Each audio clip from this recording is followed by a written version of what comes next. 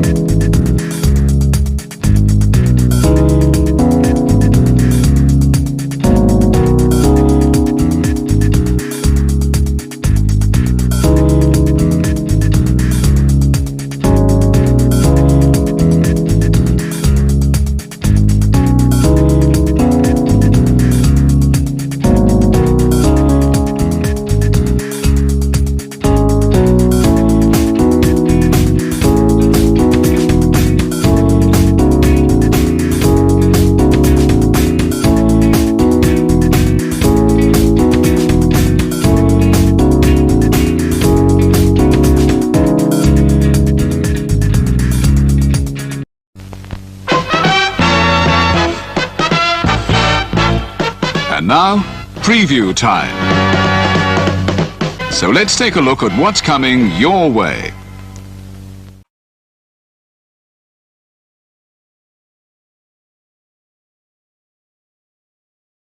You ever wanted to come into a sports bar where the barkeeps know their game? Well, the Jeff Meacham Network, Multiverse of Media, has got a production just for you. Sit down and relax as the stat boy and his partner break down the statistics in all things sports. Whether it's football, basketball, motorsports, baseball, hockey, soccer, professional wrestling, mixed martial arts, boxing, and much, much more. All are welcome. Your barkeeps here keep you up to date and in the know of everything going on in sports, while also having a pleasant conversation about it all. Your host and owner of the bar, Stat Boy Mike.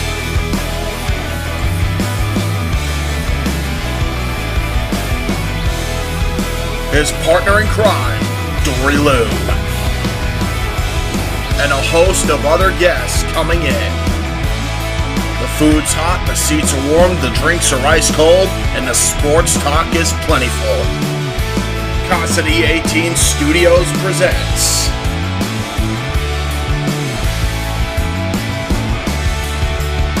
Stat Boy Sports Bar. Take a bar stool and enjoy the show.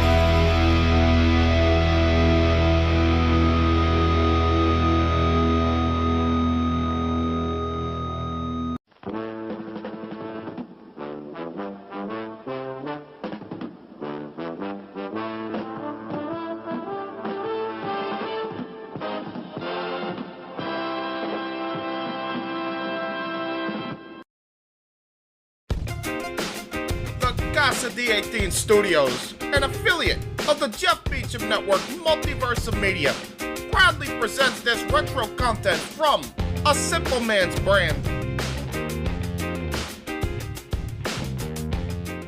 Fuck it. I mean, you know. Okay, so here we are once again on the precipice of the end of an era and a new one to begin. Right before ATW Dynamite's anniversary, for anniversary, because what have we seen lately? We saw the M1 conclude with Go Shiakyu winning it for the first time ever pro wrestling Noah, but falling short to Jake Lee. We see the development as NJPW and the turn of a heel master joining the House of Torture. where just 5 guys became 4, and now Show is the KOPW champion. We are seeing Will Ospreay. Summer is over, but the fall is just starting at the incredible defense against Yosuji, and now he's got 1, 2, 3 different matches across 3 different companies, across 3 different pay-per-views. WWE continues to spin their gears. And AEW just left us with a lot more to think about, too. And Stardom is right now approaching the end of the 5-star Grand Prix. I'm still holding out for Micah. And we just got through the 1,000th episode of Impact Wrestling. And Ring of Honor looks like Billy Starks. You still have to go through Minion Trade, but it looks like Lexi Nair graduated Flying Colors, too. Why do I say all these things? Because once again, we are here to discuss, simply put, all things wrestling for We Are ATW. Hello, everybody. Welcome once again to another simple ATW View impromptu. You know what this is. I'm the simple man of the simple brand, the voice of the JMN, but also a proud member of this family. There are no leaders. There are just equals. And we are forever all elite and forever bound by all things wrestling. My name is Noah Foss, forever grateful for pro wrestling. And once again, I'm here with the KING King of all elite wrestling. Damn it, but I digress. We prepare for Wrestle Dream. King, what do you want to talk about? What should we talk about to start off this impromptu? Oh my!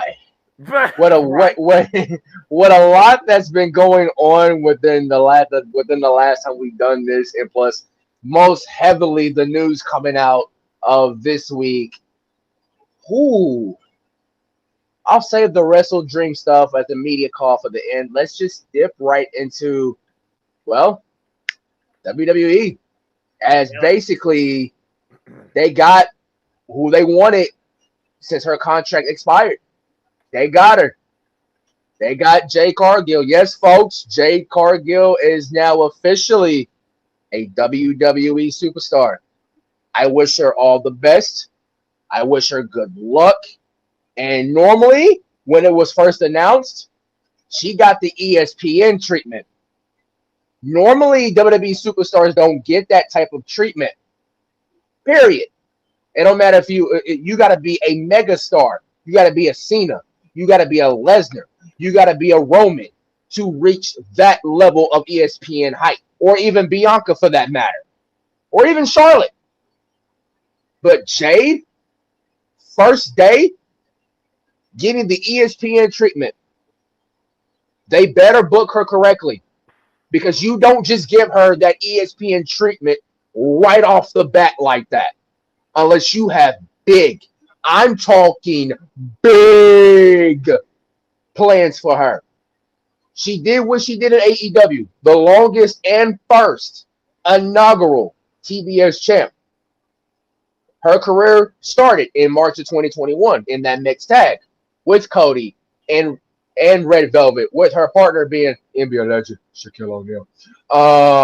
Let that sit in for a moment. This will fly into our screens into a wrestling ring, accompanied by Shaquille O'Neal.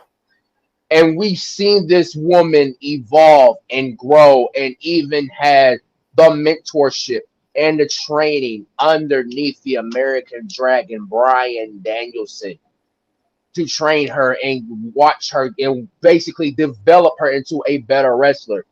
For what Bryan did, for what he did, it's just basically, I mean, after Jade had that TBS championship reign, and then it was like, what else do you have for her left to do?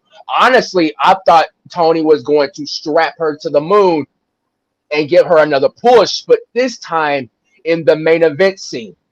Yep. Turns out it wasn't the case.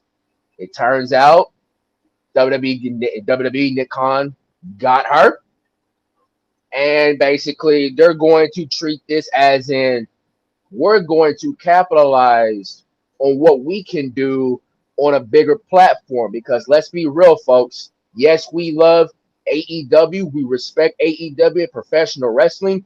But when it comes down to major platforms, when it comes down to major top dog level of promotions, nothing can beat the WWE machine. Nothing.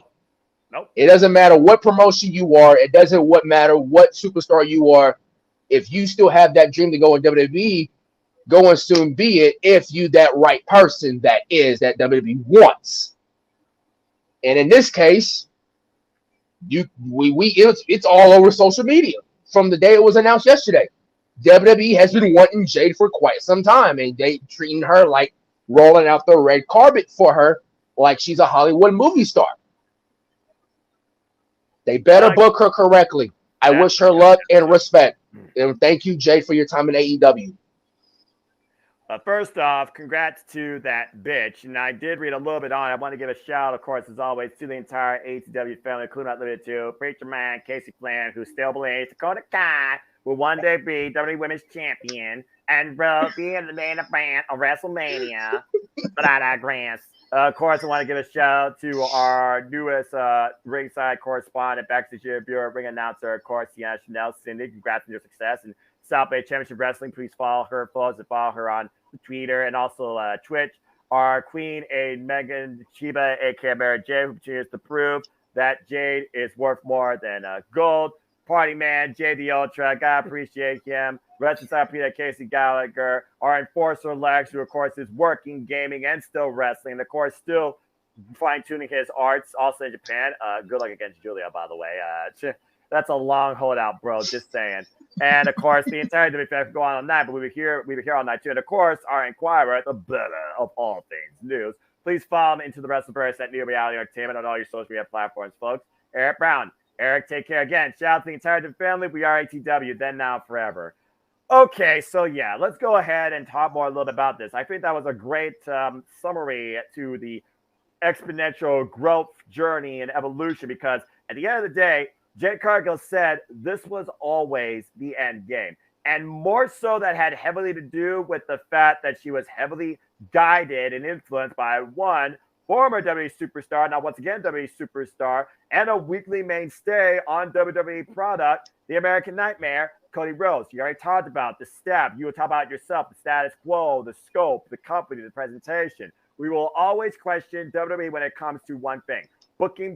But Triple H said best during a press conference: nobody, and I mean nobody, does it like them. They are the mainstay, and they've been the mainstay now for over 5+ decades. As me and JJ starts our journey to WrestleMania 40. Stay tuned for more of that on Casa D18 Studios. But what I love here is the fact of the matter of that people, smart people, wise people, simple, kind people can get behind a fellow worker for the progression in the choice of their journey and what they wish to challenge. So for Jade Cargill to go from originally being homegrown in AEW to now challenging herself onto the stage of the Immortals in life that you hope you see her against Rhea Ripley, Bianca Belair, Charlotte Flair, and already working in the PC with the prodigy Roxanne Perez, also a Texas native, by the way, represent.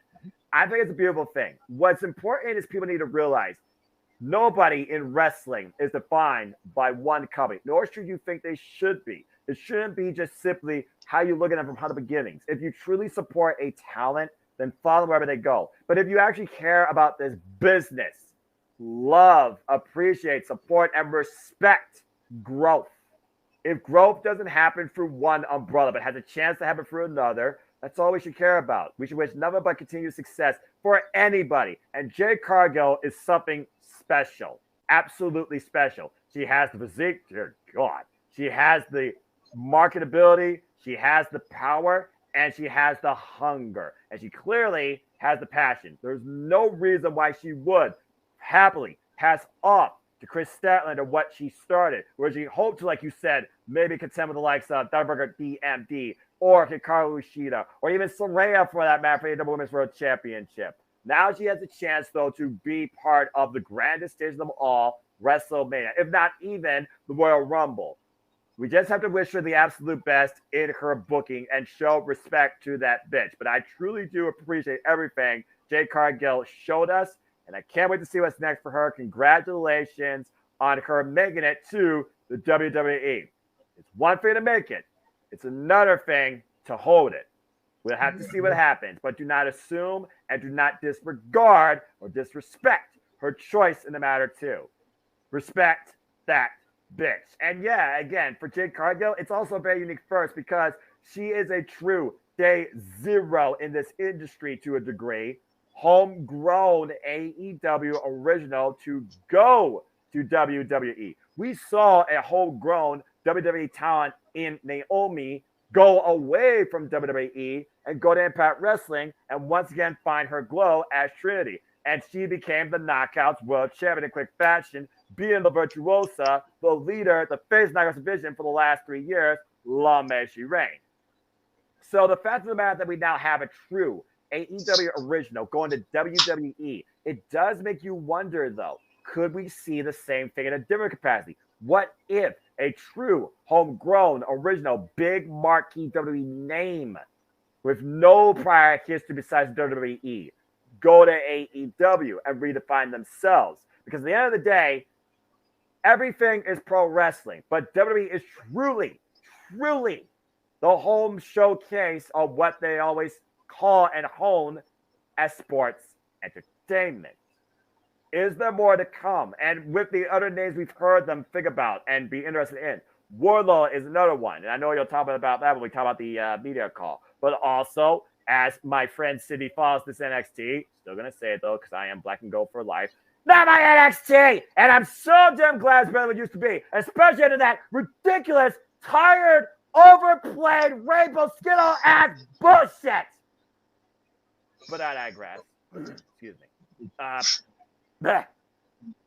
do wonder though, as Cindy did share, a vignette for one loose cannon will soon take center stage on the white and gold. Brian Pillman Jr. In fact, he might literally be in action this Saturday at No Mercy. Details are still sketchy on that as well.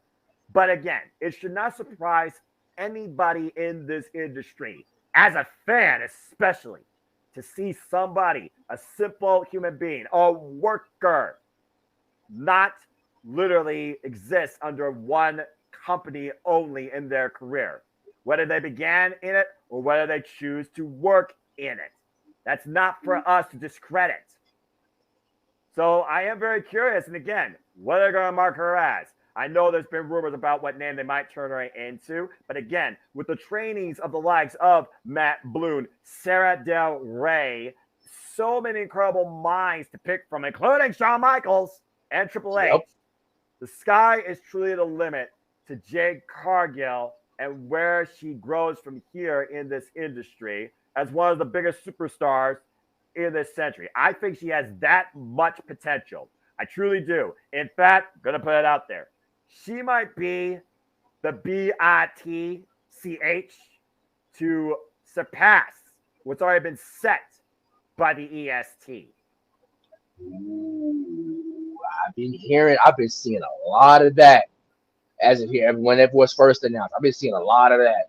But first, let's get her trained up first to get developed in the WWE system before we can just talk about and manifest a Bianca Belair and Jade Cargill WrestleMania, whatever number main event, which no doubt that would tear the roof off whatever building they're going to be at, whatever stadium they're going to be at.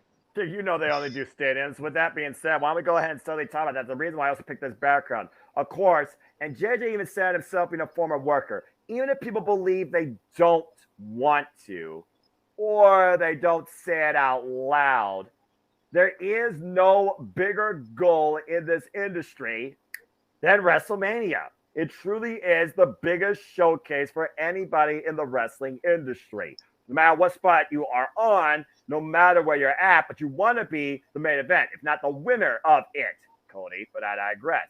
There's no doubt in my mind this is where everybody truly wants to find themselves at one point, if not the end of their career.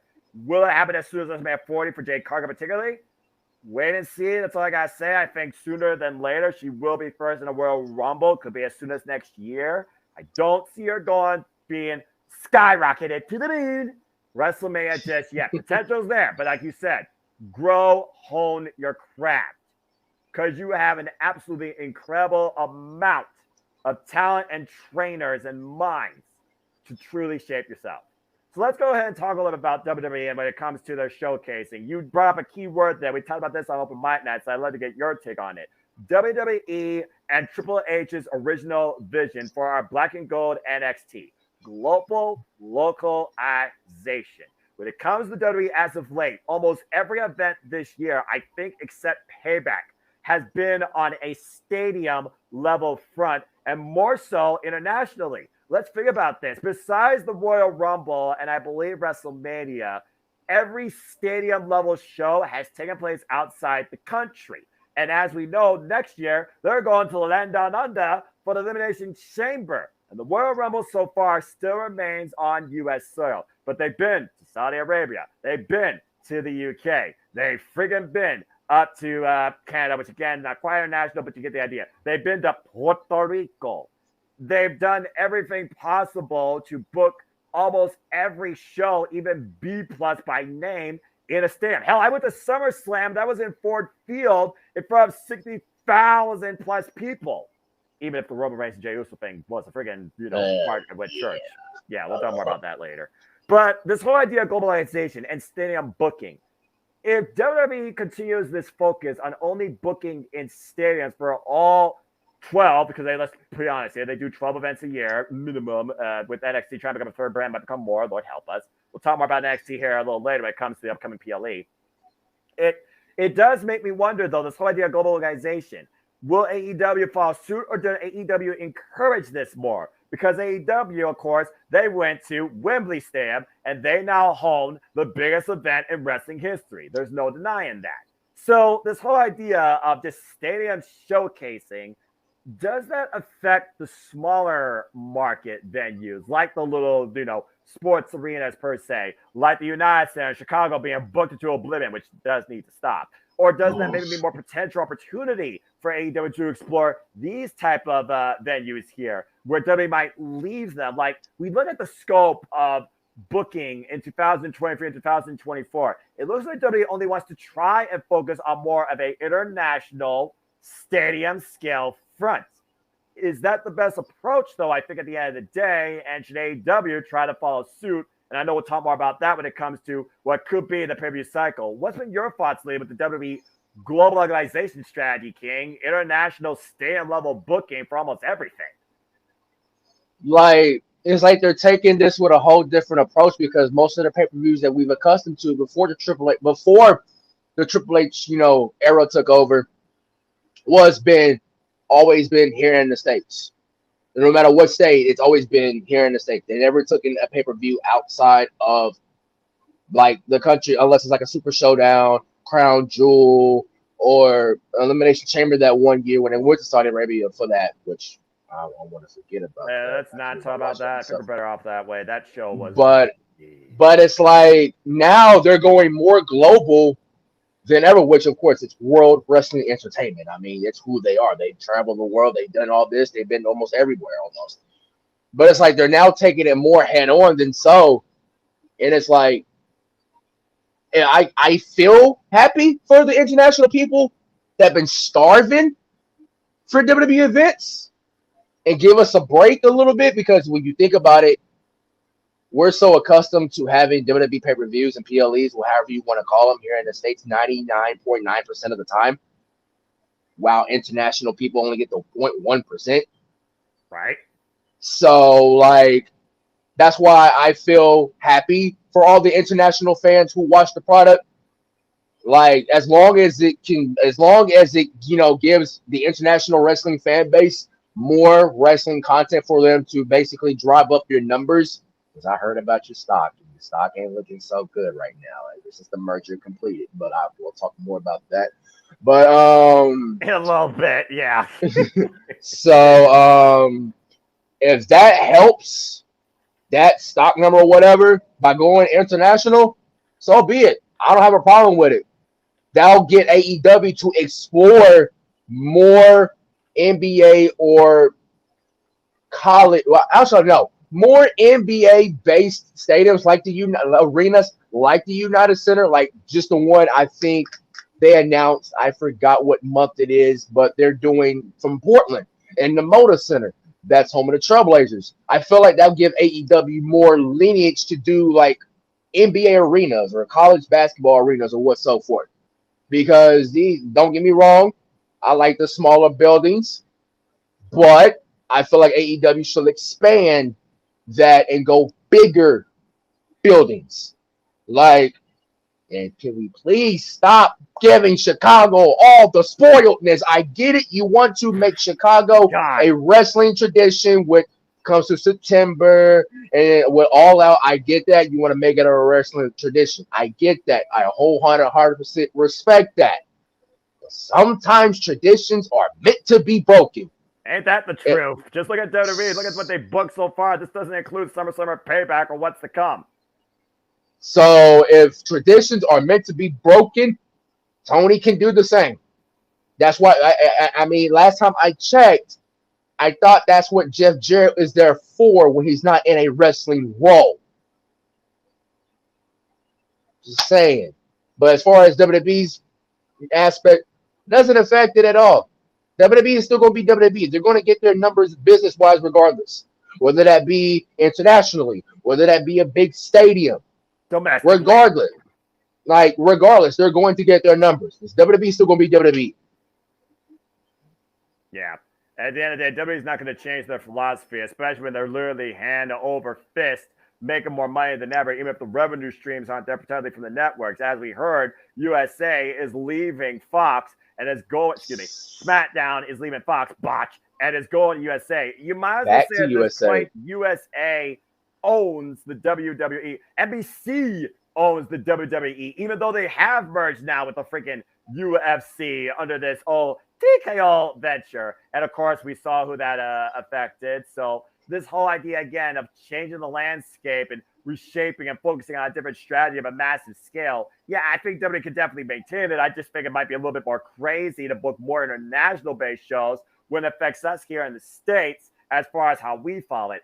The thing about WWE, though, they don't focus only on necessarily one market and their attention. They try to include every freaking possible part of the world possible, and I feel it does sometimes diminish it. I mean, again, freaking Elimination Chamber, if you want to watch it here in the States, literally will take place New Japan Pro Wrestling show time at freaking 6 a.m. Eastern Standard Time. Which, if y'all watch New Japan, like I occasionally do, or Noah does all the time, you should be used to it. So, like, but not everybody's a fan of New Japan Pro Wrestling, and that's that the too. Thing. Again, to the casual dude, we are in the States. People are either working or preparing to go to school or sleeping. Yeah. That is the truth. Yeah, at the end of the day, WWE is still heavily focused domestically here, and they still are the bigger player. Again, people talk about AEW, it's unable to even sell these type of arenas, but to focus more on these type of arenas, if WWE puts less of a focus on them, then I think it could help with AEW's scope. And we talk about oversaturated market. Chicago might as well be blocked from a market. Apologies, Christine, but seriously, you guys are getting overkill with everything. Literally, at this point, Chicago should just fight for which one they want the most and go with that. There's a more bidding war to book Chicago than I think this so-called bidding war 2024. But it is interesting looking at WWE only focusing on stadium-level shows for all the pay-per-view, PLEs, and practically focusing on all of them internationally. It makes you wonder how much will stay here locally besides WrestleMania. But if you got John Cena at the forefront, he very well might be the guy that makes the WrestleMania happen in the freaking United Kingdom, which I do think they deserve. Which that won't happen until possibly their bidding chance to get a WrestleMania is WrestleMania 2020, I think 6 or 7 is when London will get their bidding chance to have a WrestleMania. Right. But as we know, AEW already cornered Wembley Stadium. They can't take that because AEW has already given us another all-in next year. Can this and it's the same thing in entertainment. Can the sequel match up or surpass the pilot, the original? They set the bar. Can they surpass it? Can they maintain it? That remains to be seen. That being said, again, there's still so much we could talk about here. Let's just go ahead and shoot the breeze a little bit on Impact Wrestling. Again, Impact Wrestling, no stranger to the industry. Of course, they most recently celebrated the 1,000th episode these last 2 weeks. And we didn't get Alex Shelley Trey Miguel for the world title. We got Trey Miguel versus Josh Alexander, which led to Alex Shelley and Josh Alexander 2 being made official before Bound for Glory. Speaking of Bound for Glory, stay tuned for that, of course, and this and more on Sid the Predicting.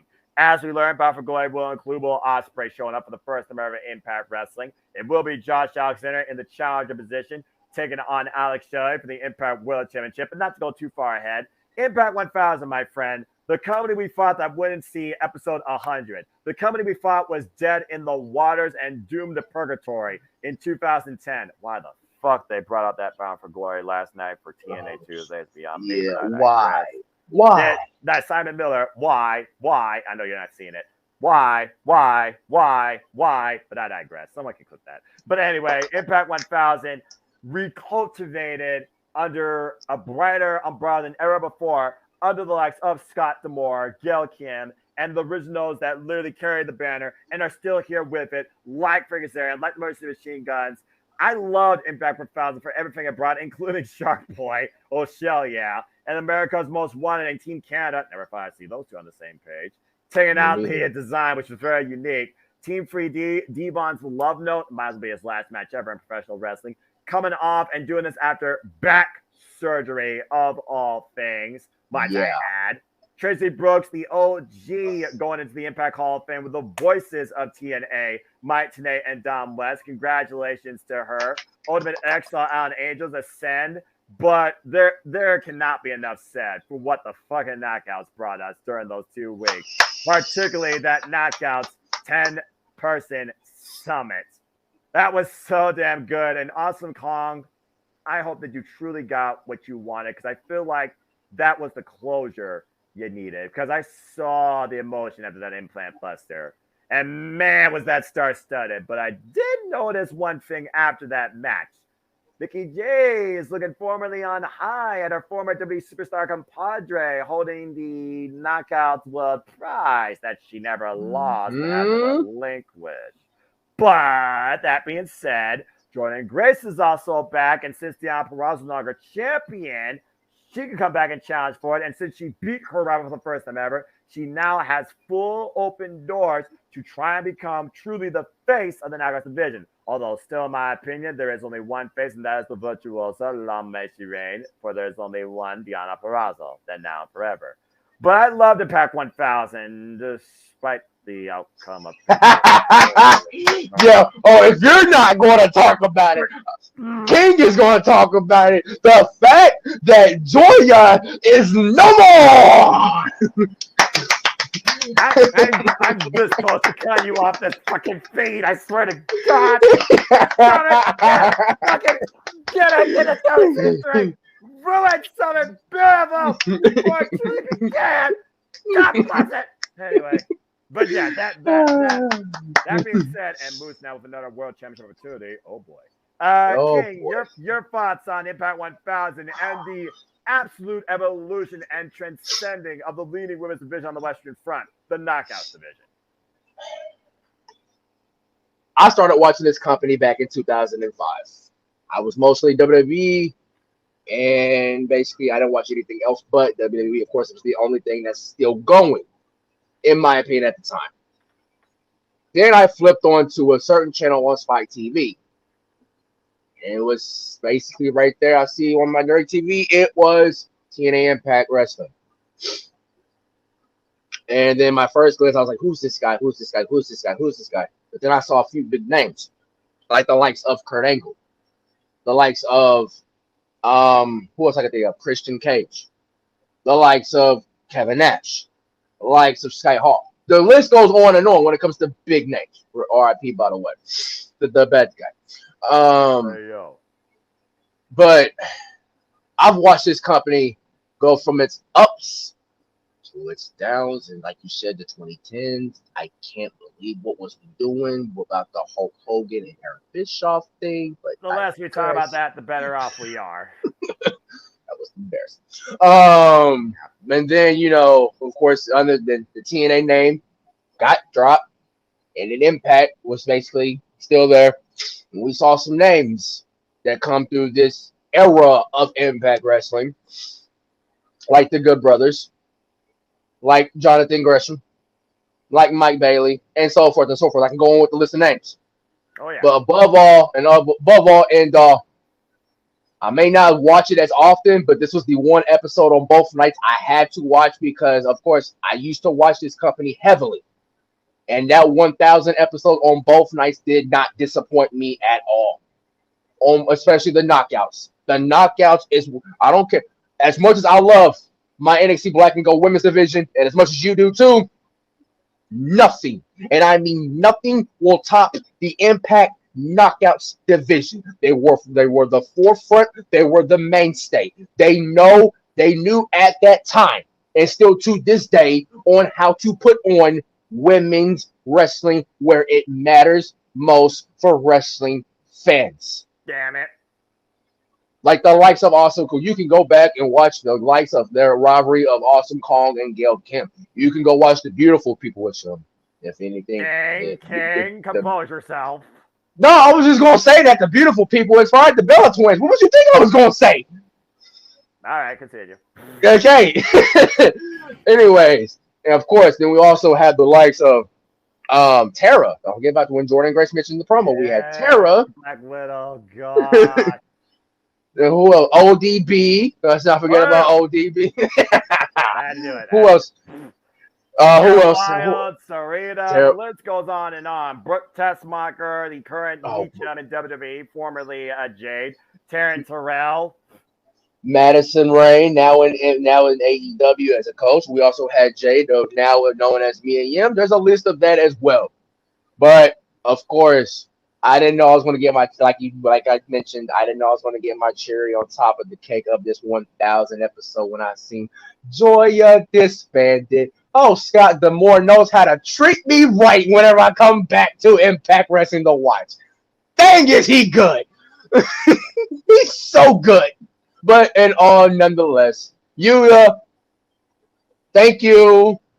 And I wish you back from your excursion back on to New Japan. Now Joe ain't got no one. I still believe in Joe Henry. At least he's still private. Oh, Lord have mercy. Maybe he could get back the Digital Media Championship if Crazy Steve falls short for it. I still can't believe Tommy Dreamer won the champion. I still can't believe that. Yeah, I can't believe that neither. Like Tommy Dreamer winning the Digital Media Championship. What year is this? 2023, with the big old card's been burned to oblivion, but I digress. And again, like I said, you talked about the knockouts that started, Gail Kim and Awesome Khan. You look at the knockouts and how they transcended in the rivalry that is Jordan Grace, Deonna Purrazzo. They might as well fight forever. It truly was something incredible, and I look very forward to Impact Henley 1002. I'm calling it 1001 because it's truly episode after 1000, as we are now bound on the road to Bound for Glory. So again, congratulations to Impact Wrestling. As we look at other things in wrestling here that happened most recently, before we get into, of course, our main event, which will be Wrestle Dream. As I said during our, prelude and our ATW watch party for All Elite Wrestling Time, as we do on a weekly basis, but I'm not calling it for the JMN 2. We, of course, had the M1 victory conclude where Go Shiaki won that for the first of his career, former 5-time GH heavyweight champion, but fell short to Jake Lee, a good-looking guy. So GLD still holds the prize, but Kino wants the titles, and what's probably if they try and book him for the New Year's show or prior to year's end.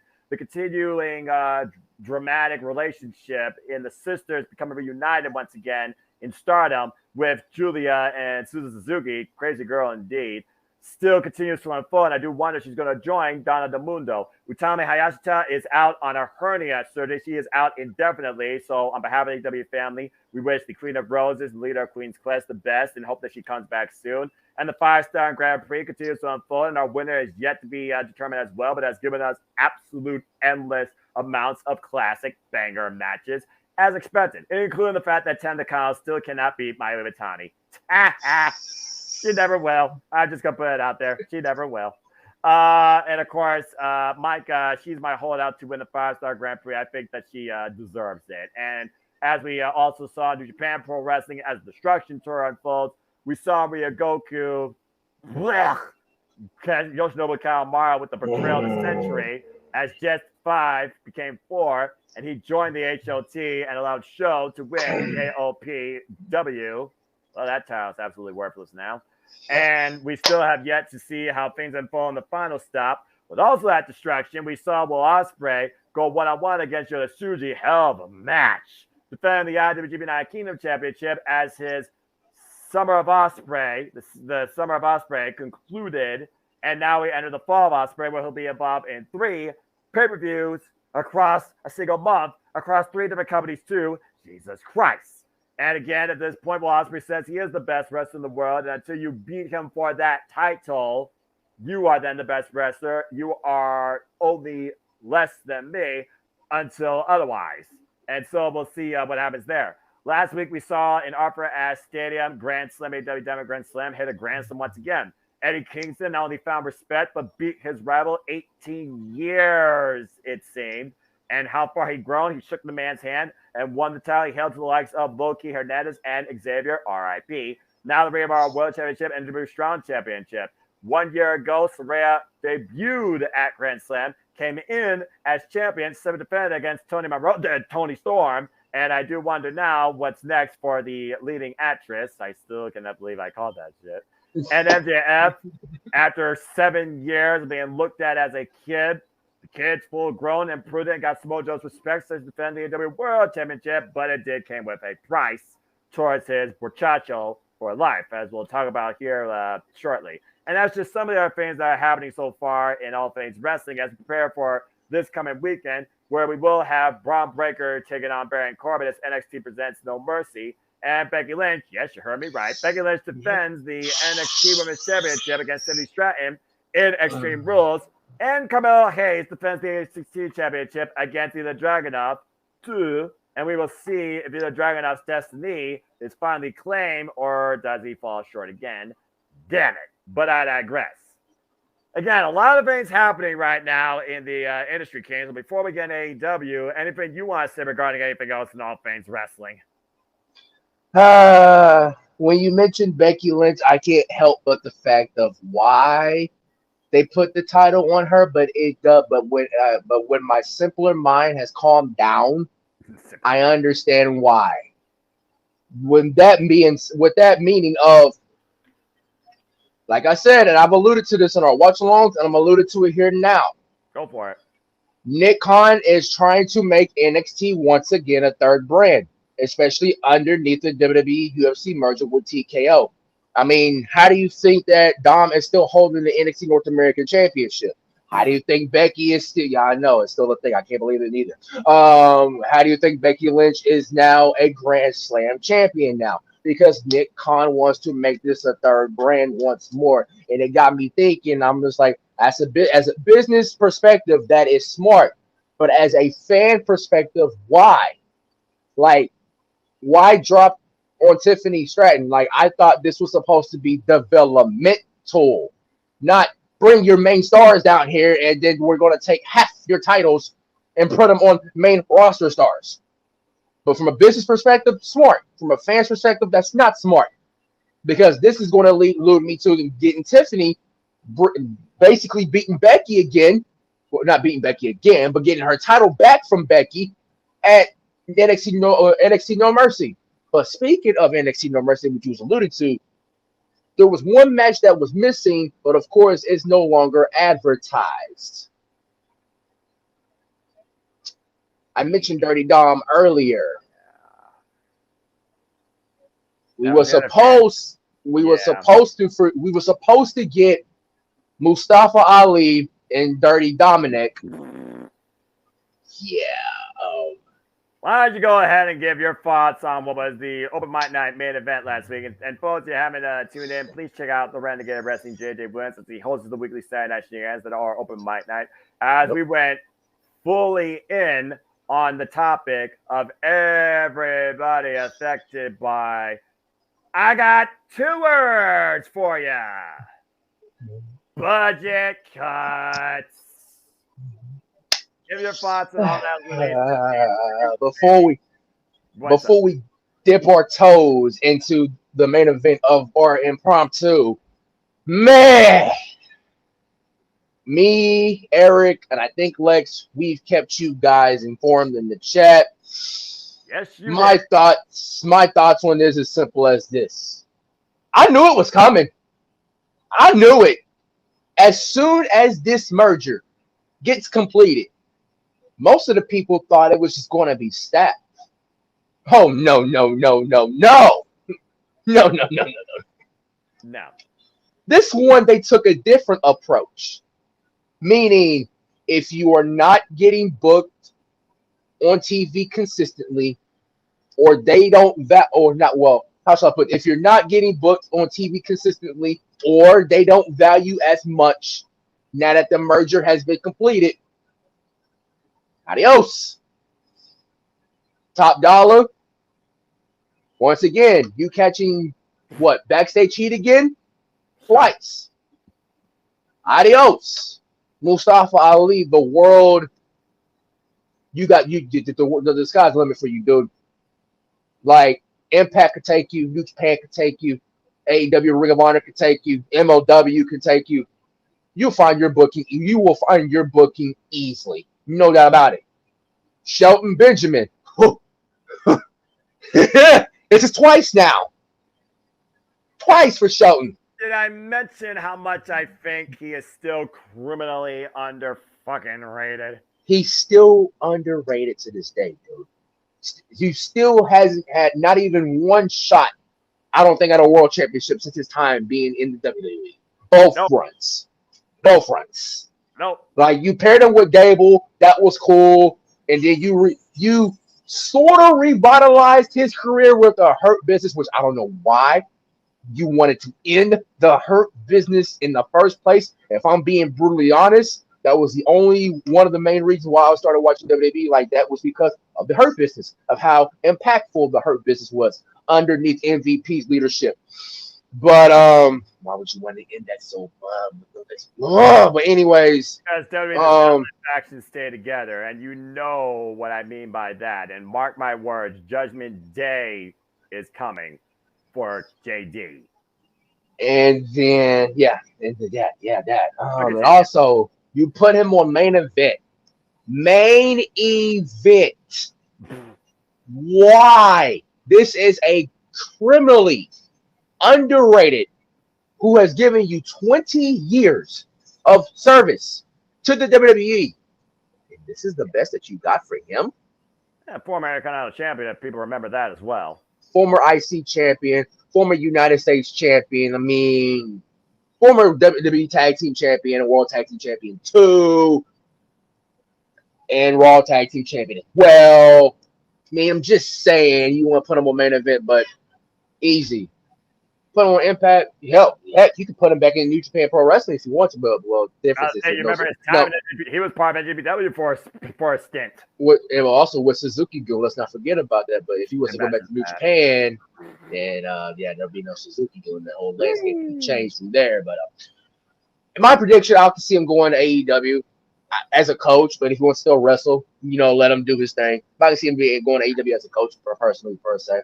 Well, it's been heavily criticized, as you and I both know, that they don't think there's enough of a coaching staff to find, grow, and groom these talents that are being led by Dustin Rhodes, QT Marshall, and even for that matter, the elite among the other minds that are there too to guide them, like Chris Jericho. But still, there is still a very much not enough use or exploit for the incredible talent they got there to fine-tune this young, hungry talent, whether you want to in-ring or from maybe what more people hold critically more character perspective. But I digress. Continue. Emma. This is twice now for Tenille Dashwood. Because she posted a tweet. Right after the freaking Elimination Chamber Australia announcement. And then all of a sudden, not going to be going there. And I was like, that's one way to find out that you're going to get budget cut just like that. Just take away their, but this is WWE. They don't care about that. As long as if you're not making them money, they're going to spit you right out. So, Tenille, I can see her going back to Impact. Honestly. Exactly. I can see her going back to Impact, honestly. As far as her husband, Riddick Moss, I could see him joining there. But Riddick, I kind of seen it coming because they don't really value him like that as much. But why would you even give him the Andre the Giant Memorial Battle Royal trophy winner if you're not going to use him more often? Like, that's my thing from a booking standpoint. the trophy is literally just a moment in the sun. It doesn't mean a damn thing. It hasn't meant a damn thing since the first winner. And let me see who else. I can go on with the list, but there's one name in particular. No, actually, one name in particular that caught me off guard, and another name that caught me off guard, but in a different way. And what would that be? The different way, bruh. I mean, he burned more bridges than he burned stuff outside the damn Rascals treehouse. Just saying. Exactly my point. Matt Riddle had, if you were to sum up one sentence of Matt Riddle, or even one word, I'm gonna use the one word in the one sentence in perspective right here. What if he stopped letting them personal issues get the best of him? Because the dude can go in the ring. We've seen it in the black and gold. We've seen it on multiple brands of Raw and SmackDown. World champ potential. World champ potential. Oh, bar none. But again, they never pulled the trigger. He even faced Roman Reigns one-on-one. And with Randy Orton being seen at the PC, you thought maybe RK Bro would have once become a thing where they finally had the best friends feud. Well, that ain't happening. Nope. And it all stemmed. Well, what drove the final nail in the coffin was that JFK airport incident. It's what drove the nail in the coffin, saying, nope, he's too much personal baggage. He got to go. Yeah. And plus his personal history with Dana White as well. So of course, Dana White going to have a say in that as well, knowing that the two companies merged together. So he's going to have a say to that. He probably went to Ari Emanuel. Probably Ari Emanuel found out the news of Matt Riddle, the JFK airport scandal, or whatever, and then Dana White's like, "Oh, he's still on the roster? I have a say in that. Me and him don't get. I fired him because he's a pothead and he broke the drug testing laws of UFC. I have a say in that. So, like, of course, Dana White's going to have a say in that. But, Matt, just take care of yourself, bro. Because, like, you're a walking PR nightmare. And I hate to say that, but it's true. You are a walking PR nightmare. Accurate. Because of the baggage that you hold. And until you get that baggage cleared up, you will always become a walking PR nightmare. And I don't want that. Here's what I'm going to compare this to. Even though he's got rid of his demons currently, you know who I'm talking about.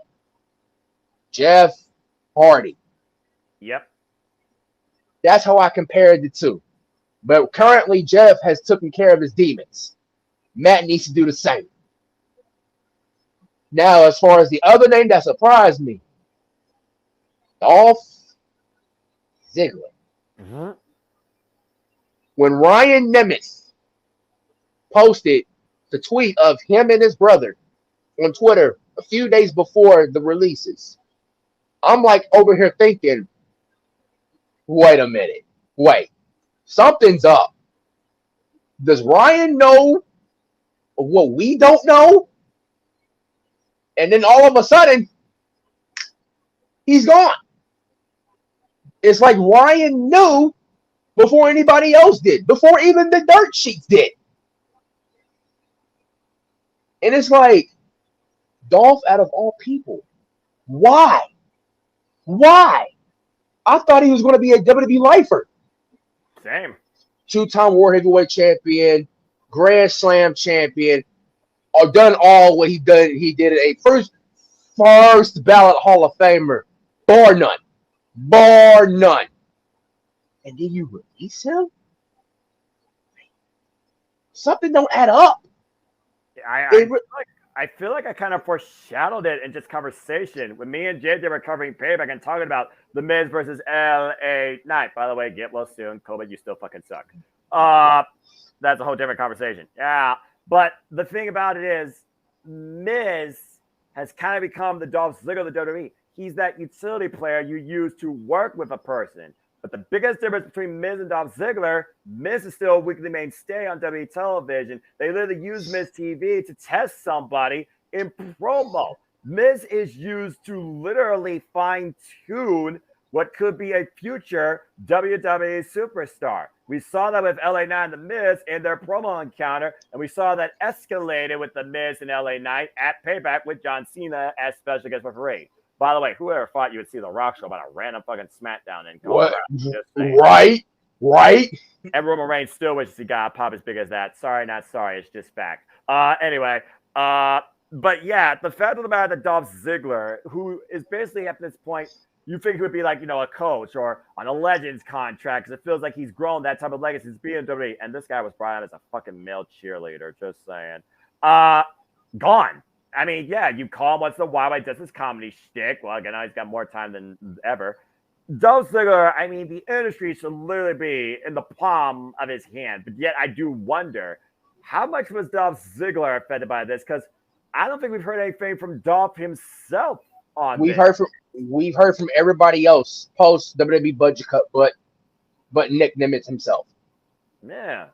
So everyone else is throwing out that speculation and maybe that, bad slack to WWE. You do wonder if Dolph Ziggler maybe welcomed this, saw it coming. Like you say, he talked to his brother. The brother apparently knew by everything on the internet. That's saying something in this day and age of the collective industry. It really did catch me by surprise, but I do think about after what he did with NXT's Braun Breaker, he's literally done nothing. So, yeah, and I could see Tony easily trying to negotiate a contract with him. Negotiating. But the maximum male models, too. I've seen their their Twitch live stream with Mansoor, or in this case, Mason Mansoor. But, yeah, I know. But they pitched some really good ideas. They really did. Mace even brought up the idea of bringing back Dashing Cody Rhodes for his gimmick and having Cody Rhodes get involved. Which I'm like... WWE said no.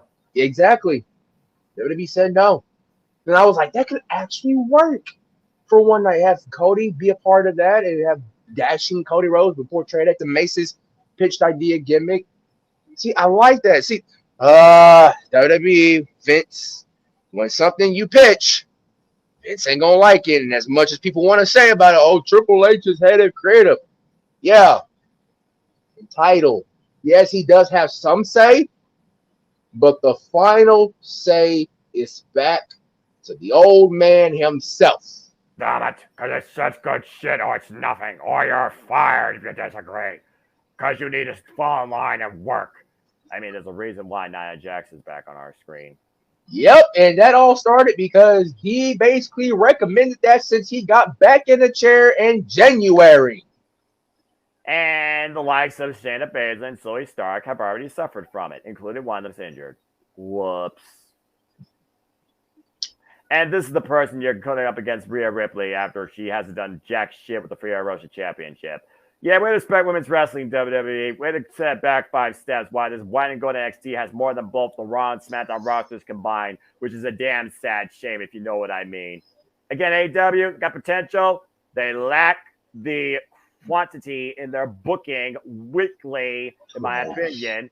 Impact still leads, period, point blank, simple. But I do like the fact that right now they're slow burning Billy Stars versus Athena, which I clearly think is going to have a Ring of Honor final battle. As you've been watching Ring of Honor, and honestly, besides Maria Kanellis building her own kingdom or expanding with the kingdom she has now, freaking Billy Stars and Athena right now is the most interesting thing of Ring of Honor. Which I find that interesting how Maria is just basically expanding the kingdom without Matt Taven and Mike Bennett knowing that. Which is going to be interesting how that comes. Let's be honest. Maria's been in charge of the kingdom since day one. If she sent those boys off on excursion while she rebuilds her kingdom, you're going to question Maria Kanellis?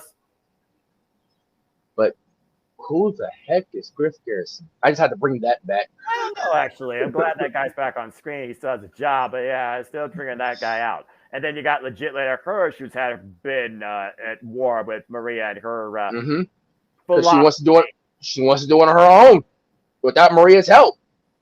Yeah, well, we'll see how far that goes. Again, the Ring of Honor Women's Division is deep, and everybody wants a Athena's prize, but no one's been able to beat the forever champ. And right now, the closest thing to beating her might be the person that right now she might be underestimating as an ally, her minion. Just saying. And those two have yet to face one-on-one for the title. They only had one one-on-one encounter during the Owen. That was for like a cup of coffee during the 0 hour. I'm just saying. Right. But again, it was. again, as far as these budget cuts goes, it always sucks to see somebody lose a job. At the end of the day, these people are trying to make a living. So I wish them the best in whatever they choose to do, and may it be financially stable for them. So at the end of the day, folks, whether you dislike the character or you disown the wrestler, just support humanity, respect each other, support one another. That's all I got to say about that.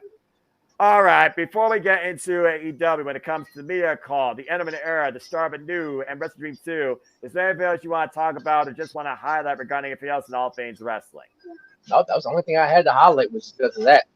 Well, let's go ahead and get right into our main topic and focus here. As again, we always focus on AEW, but it seems that Tony Khan, I'm always doing stuff. He seems like he might be trying to change things up once again, or surprising us, or expanding beyond maybe his own booking limits, because I do think the madman, I love his passion, but not one man can run the industry always on their own. There is a limit to your mentality. And now speculation abound. This guy might buy New Japan Pro Wrestling. And that's not the only thing being talked about lately, is it, King? So now I lend it to you. Talk about what you've heard lately in the world of Tony Khan and the future of AEW outside what we're going to discuss in our Wrestle Dream preview, because there was a media call, apparently. The floor is yours. Oh, man, here we go. We're going to take notes as I'm off camera here for this one because I have the notes on the phone screenshot. I will be off camera for about a few. I got this from mostly from Casa D18, John Alba, and Sean Ross Sapp, who were part of that media call. Tony was asked about monthly pay-per-views and that they will land on a streaming platform soon. Tony says he never said he planned on to go into monthly pay-per-views. But then he talks about all the shows they have done over the last couple of months, hypes up Wrestle Dream, and talks about the online reaction. What's that online reaction to you just talked about just now? This is from John Alba's Twitter. Tony Khan is asked about the rumors of him buying New Japan Pro Wrestling. He says he was even surprised people were talking about the transactional nature of it, given the working relationship of AEW has. He reiterates, saying he enjoys the partnership, but if you believe in conspiracies, he didn't outright said no. Now, once again, he gets asked this question, the rumor of purchasing New Japan Pro Wrestling, and he once again doesn't outright deny it. He mentions tracking down the rumor of where it started and then talks about debunking rumors. And then he said, without spilling the beans, he says without spilling the beans on what I'm working for the future. That's what he said before he reiterate his excitement about Wrestle Dream. And then Sean Ross Sapp was asked about that rumor, NJPW rumor. Oh, Lord. Then Sean Ross Sapp got it from Bill Pritchard, saying what Tony said, I have no intention to clarify what I mean by the comment of end of an era / start of an era, which means he has no intention of clarifying it. He's not going to outright say it, you guys. So of course not. That is that. Tony was asked again about the end of the era comment and is again asked about potentially buying a promotion. Tony says that he isn't going to clarify the comments. It's from Casa D18 at BodySlam.net's Twitter, by the way, folks. Talks about the rumor of buying a promotion and asks where the first started.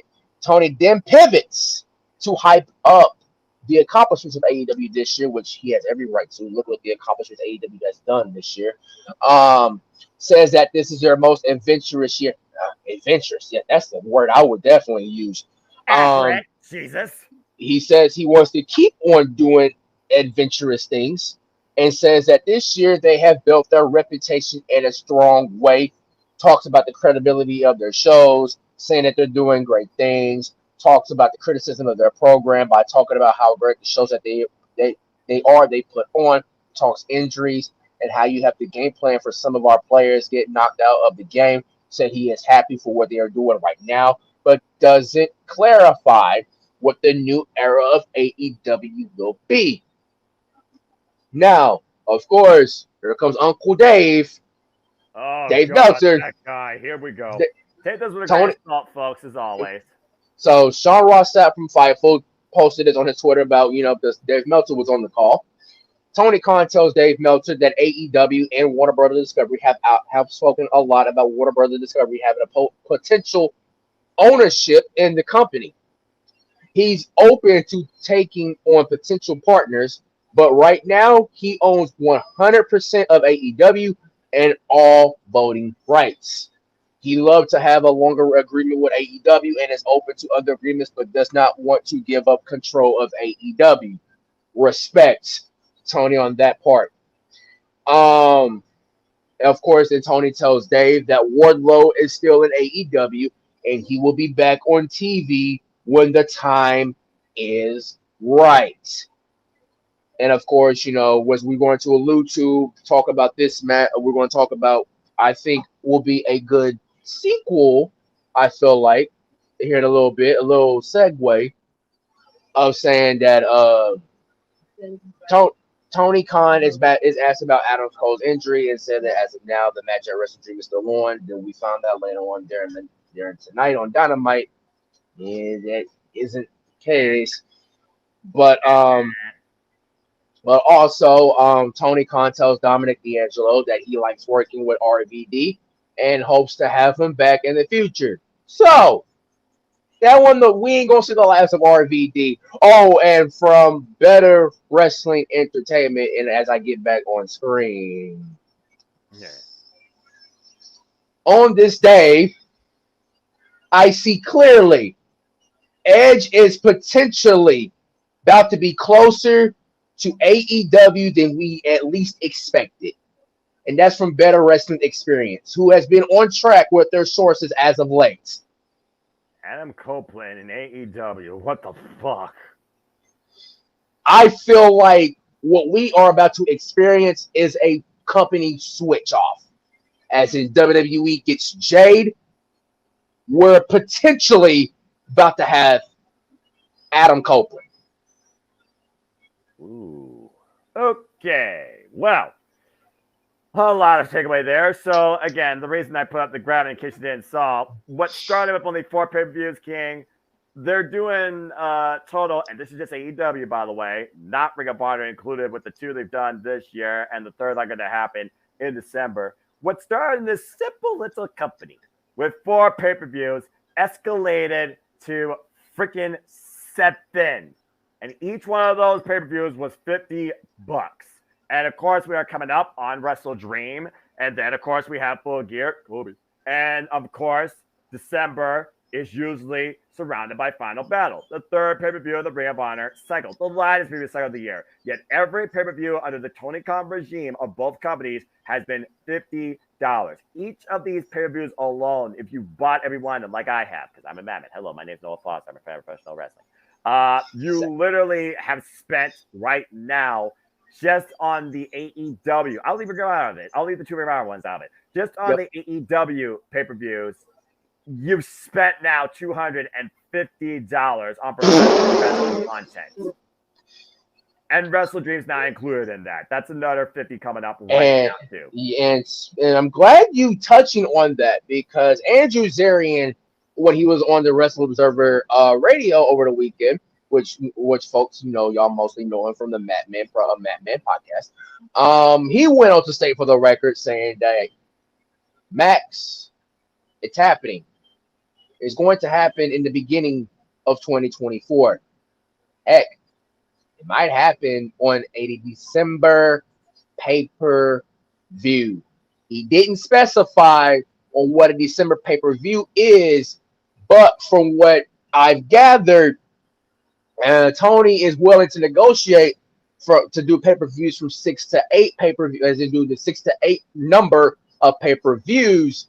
But also, if I want to speculate even further, many people have speculated that they're doing, the Dynamite specials that we've been getting could potentially become pay-per-views.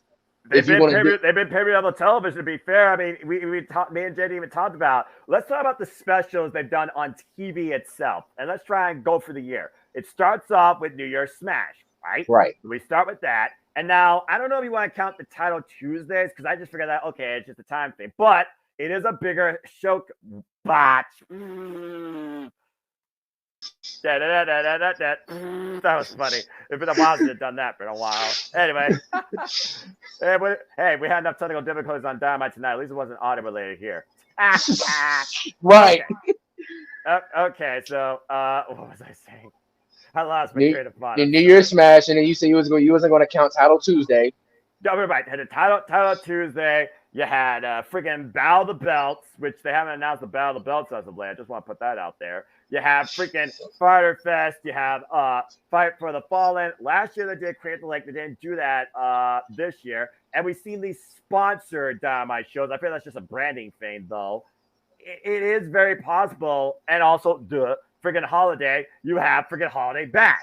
So it is very possible that you could maybe run those as special PLE level things on Max if everything's going to be the max price. When you can reduce everything from 10 versus 50 a pop to 10 a month, I feel that's longer term savings and profiting for AEW and the fans' best interest. And don't even get me started with the fact that also next week we're coming up on AEW Dynamite's 4-year anniversary. It's not homecoming, it's an anniversary. That's big in its own right. And they do that annually because AEW doesn't have an off season. They don't necessarily have a reset on their seasons either, but you might as well call it the anniversary of Dynamite since Dynamite was the start of what became AEW's flagship of this freaking entire company too. It might as well be the reset. We already got a couple of resets to figure about. We know that Ray Phoenix is defending the International Championship now against one of your boys, and I still can't believe that's happening.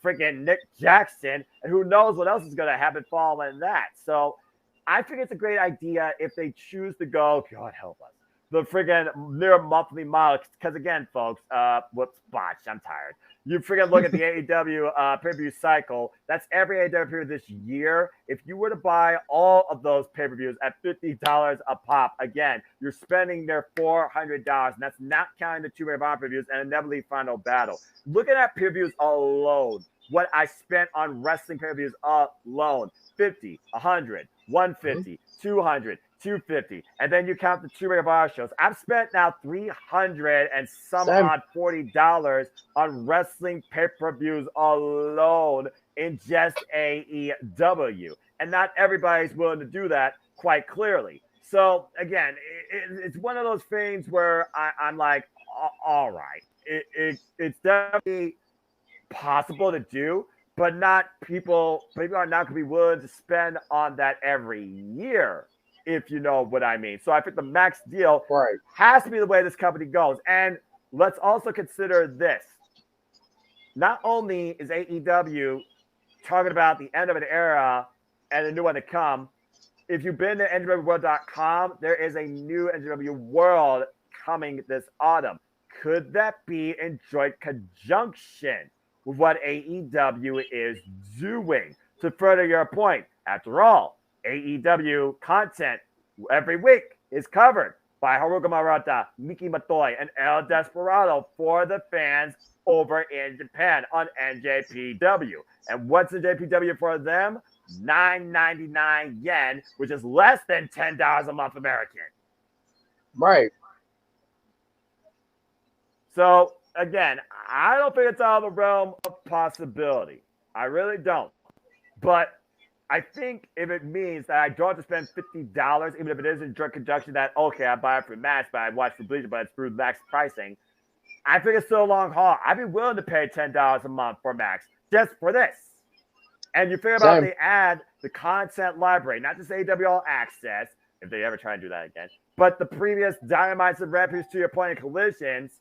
That's a great fallback library to fall upon. And then you think about, okay, Ring of Honor is not Warner Brothers Discovery. I do think that will be separate. But you add independent showcasings of partners of AEW, where your town's shown up, like AAA, like NJPW, more particularly, probably more realistically, like the freaking independent promotions that Pop defended the national championship with, like Defy, which is heavily involved in several of the towns of AEW that will be involved with this Sunday. There is definitely a great starting point to putting all elite content on Max. And I really do hope it comes to fruition. Same here. All right. Well, again, seeing is believing. Journalistic integrity is what you take from it. It is not fact. It is what's simply reported. And that's all I'm going to say about that without judging anybody. But with that being said, we've had fun talk here. It's just two of us, thank Christ. So let's go ahead and get right into our main event as we always do on these impromptus. And what does that come down to? The pay-per-views. And this is not a simple take. It is simply a preview. As once again, AEW brings us a first as we honor literally nearly 1 year to the day the passing of a visionary of the industry in defining professional wrestling and the world of combat sports, Antonio Inoki. As we go to Seattle to present the first ever Wrestle Dream, and it will be exclusively, of course, on Bleacher Report. Again, $50. Yes, I already bought it. All right, we got a lot of matches to talk about here, but I think we'll definitely focus on the bigger stories here. Now, you certainly talked about it a little bit ago. There's a reason why I don't have a graphic for it. As we learned, the Ring of Honor Tag Team Championships will be on the line, but it will not be under normal circumstances. For Adam Cole, damn it, literally exploded his ankle in 3 different spots and will require surgery. He is out for the long term going. But Maxwell Jacob Freeman, the devil you think you know versus the devil you don't know or still fully don't know after what we saw tonight, he has put it on himself to not only defend the Ring of Honor World Tag Team Championships in handicap action, but to hold strong to them until Adam Cole makes his triumphant return. So here we are. It is MJF, better than you, baby, defending the Ring of Honor World Tag Team Championships against the Righteous. You know what I'm saying, man? And originally, as we speculated, it was to be probably the Kingdom being their downfall. It would not surprise me, especially after what we saw tonight on Dynamite, they use this as an audible. Because if nothing else is known about AEW's future, you can speculate on a lot of shit. But I think it's safe to assume that we got our AEW Championship program heading into the next pay-per-view.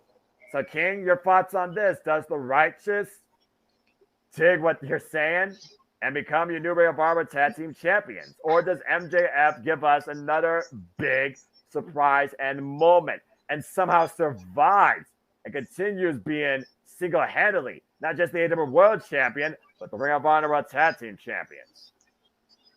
Don't keep snapping like this. Because man, MJF, man. I dig what you're saying. They're so damn weird. It really is. I'm gonna stop it right there. But yeah, it's so weird though, because the fact that this is now a handicap match for the Ring of Honor World Tag Team Championships. We respect MJF here, but at the end of the day, we're gonna dig what they're saying. The Righteous is the new Ring of Honor World Tag Team Champions. There's no way MJF gonna pull this off. Again, with the amount of damage done to his fucking neck, he's lucky to still be a different world and championship. Plus, he's got Jay White in the back burner as well. Yeah, clearly the catalyst professional wrestling is on his mind, but is he also on his hit list? As we saw the Dynamite, like you alluded to before we hit record, Just devil saying. you do know versus the devil you don't. But to add further conspiracy to this, who did Switchblade Jay White face last week in singles action when LFI says they're coming back to take over AEW? Los Fashions Ingobernables, Andrade El Idolo. There's been no Roosh. There's been no Preston Vance. There's been no Jose the Assistant. There's been no El Jalistico. Ooh. I'm just saying. Ooh, I didn't even think about that till you just now said that. I didn't even think about that. Just saying. Just saying. Ooh. Just saying. There may be a whole different war on your hands with Bullet Club Gold right now. guns up or tranquilo. But as far as this match goes, yeah, I agree. There's no way in hell MJF is leaving with the friggin' Ring of Honor tag team titles. One man cannot be, even for an unknown period of time, Ring of Honor World Tag Team Champion in capacity. Sorry, I audible. This is gonna be wacky as hell because it's the Righteous, man. But the Righteous resets the Ring of Honor Tag Division as champions, and we'll see what happens with that. All right. Well, as we go from a title bout, let's go to a singles bout of a different sort. As we learned tonight, the man that's been at war with the American Dragon, Bryan Danielson, he's been put out and hasn't gotten up, but respect has been shown. After what's happened in the Texas Death Match, Jesus Christ, he is truly what he says he is, and that is absolute. But can he absolutely deliver a message of strong spirit and get up and refuse to stay down as he takes on Blackpool Combat Club's own Wheeler Yuta, a first-time ever one-on-one encounter, while Wheeler Yuta has been hardened by the Blackpool Combat Club and the training underneath them. Can Ricky Starks proves that he's just as hardened, if not more. Is hardened spirit tougher than being absolute? What's your take on this singles match? Ricky survived Bryan Danielson not once, but twice. And when it comes to Bryan Danielson, you got to be strong-willed and strong-minded, and better be on your A game. Ricky Starks has done that. But this is now Wheeler Yuta. You're now facing another member of the Blackpool Combat Club now. If he can manage to survive Wheeler, I think you will probably take into consideration of Ricky Starks in the early parts become part of the Blackpool Combat Club. That is until you face Claudio or Moxley or whenever Moxley gets cleared. Right. But this is going to be another test for Ricky in the Blackpool Combat Club's mind because they are always forced into combat. Ricky's going to have to be more than absolute to forge in combat.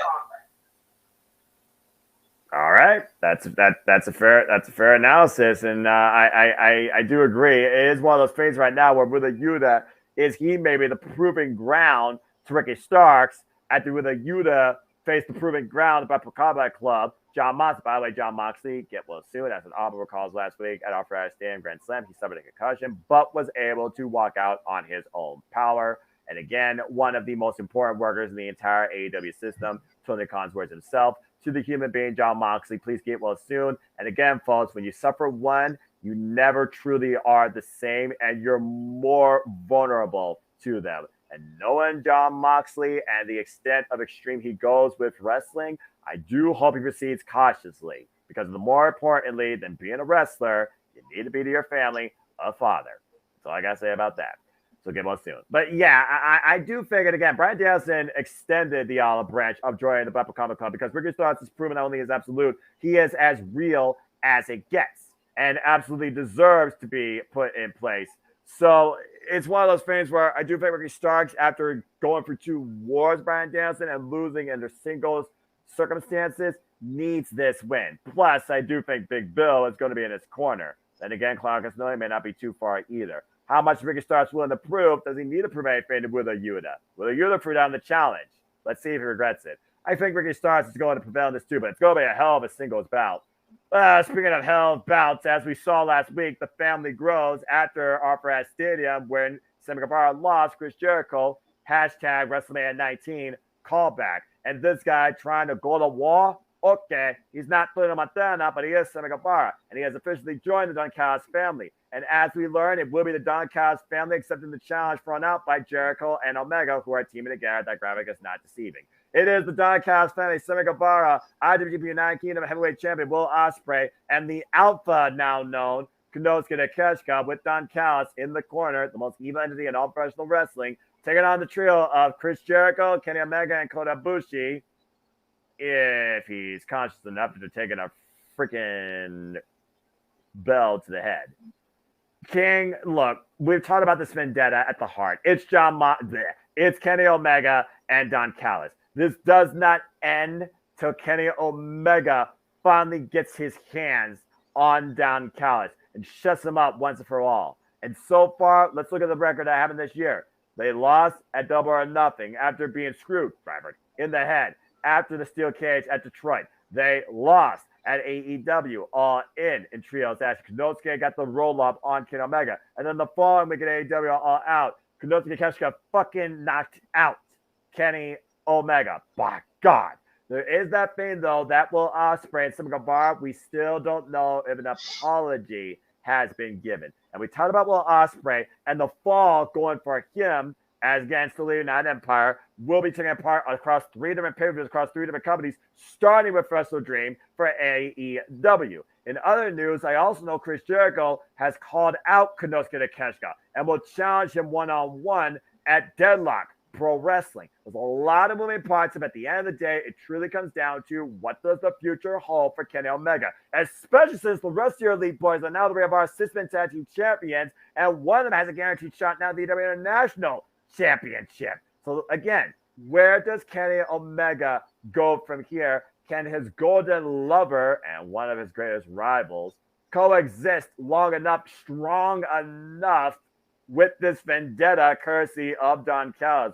What's your take on the 6-man tag, man? This could go either way, but at the end of the day, does Don Callis finally put the exclamation point or screwdriver on what was Kenny by God Omega and make way for the Alpha? Oh, man, you're right. This can go either way because both teams, of course, you got Sammy and Will. I don't know, like you alluded to, they haven't made the apology yet. Jericho and Omega, we know their history. You Wrestle Kingdom 12, anybody? I mean, just saying, rivals turn partners for one night. But, of course, Kenny coming to the aid of Jericho. But, man, this can go either way because Don Callis is, like you said, he wants to get rid of Omega. He wants to put the E out of All Elite Wrestling. And it's going to start at the head with Kenny Omega. Now, does the Don Callis family get the win here?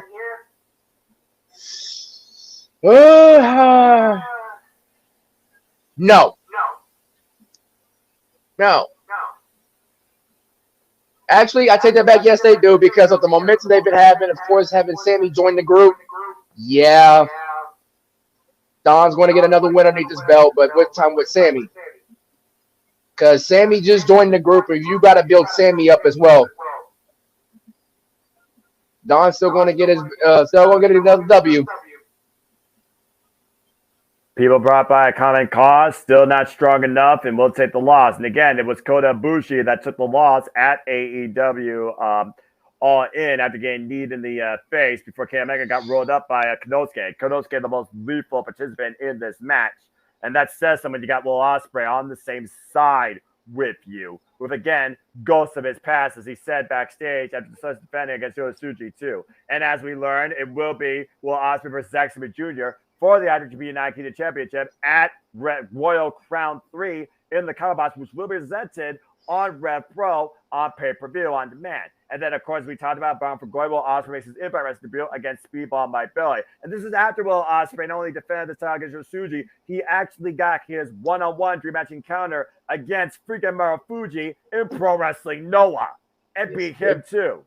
So again, Will Ospreay truly is a guy on another level. You can't have him lose. Konosuke Takeshita right now, the Alpha, being built as the next Kenny Omega, above Kenny Omega, courtesy of Don Callis.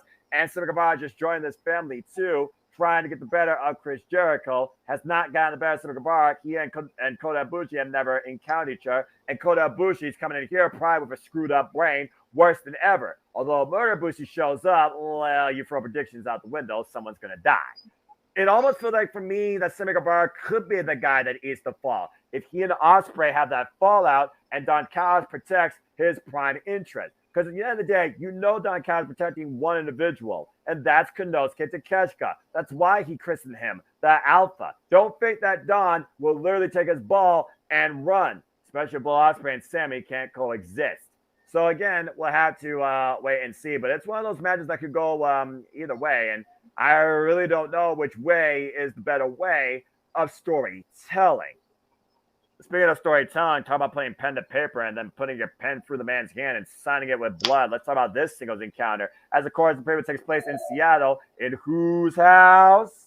Swerve's house. Damn right. No Prince Nana dancing included. As Swerve Strickland goes one-on-one for the first time ever against Heyman Adam Page, who again has shown us a little bit more cowboy Cincinnati than we've seen in a long time. And yet I do still wonder, is it enough based on what we have been speculating about him? As we saw, the Mogul Embassy, damn it, freaking lost me my six-man tag team championships and cost me my dignity. And of course, your boys, the Elite, now are two-time Ring of Honor six-man tag team champions. But none of the boys came out with the titles tonight during Dynamite. I don't know if you noticed that as well as I did. Oh, I noticed. Matt Jackson, of course, will be involved in another match we'll talk about here shortly alongside Nick, who Nick, of course, has a guaranteed one-on-one opportunity against Ray Phoenix as we visit that singles next week on anniversary. But, hey, man, Heyman's direction has been unclear. Now he's once again back with his family. He's a champion now with them once again, too, after such a long period of time. But Swerve been trying to swerve everything for the longest time this year in AEW. Coming off that loss, it all in. But he didn't get, well, he did get buried in the coffin, excuse me. And that still steams with him to this day. Now he swerved his freaking, I would say, objectives. And now he's looking to take him in Adam Page's spot. There's been more twists and turns with this narrative in the short term here than I expected. So that being said, we're in Seattle. It's his house. But will we see him and Adam Page make a house call with a buckshot lariat and take Swerve's lease from it?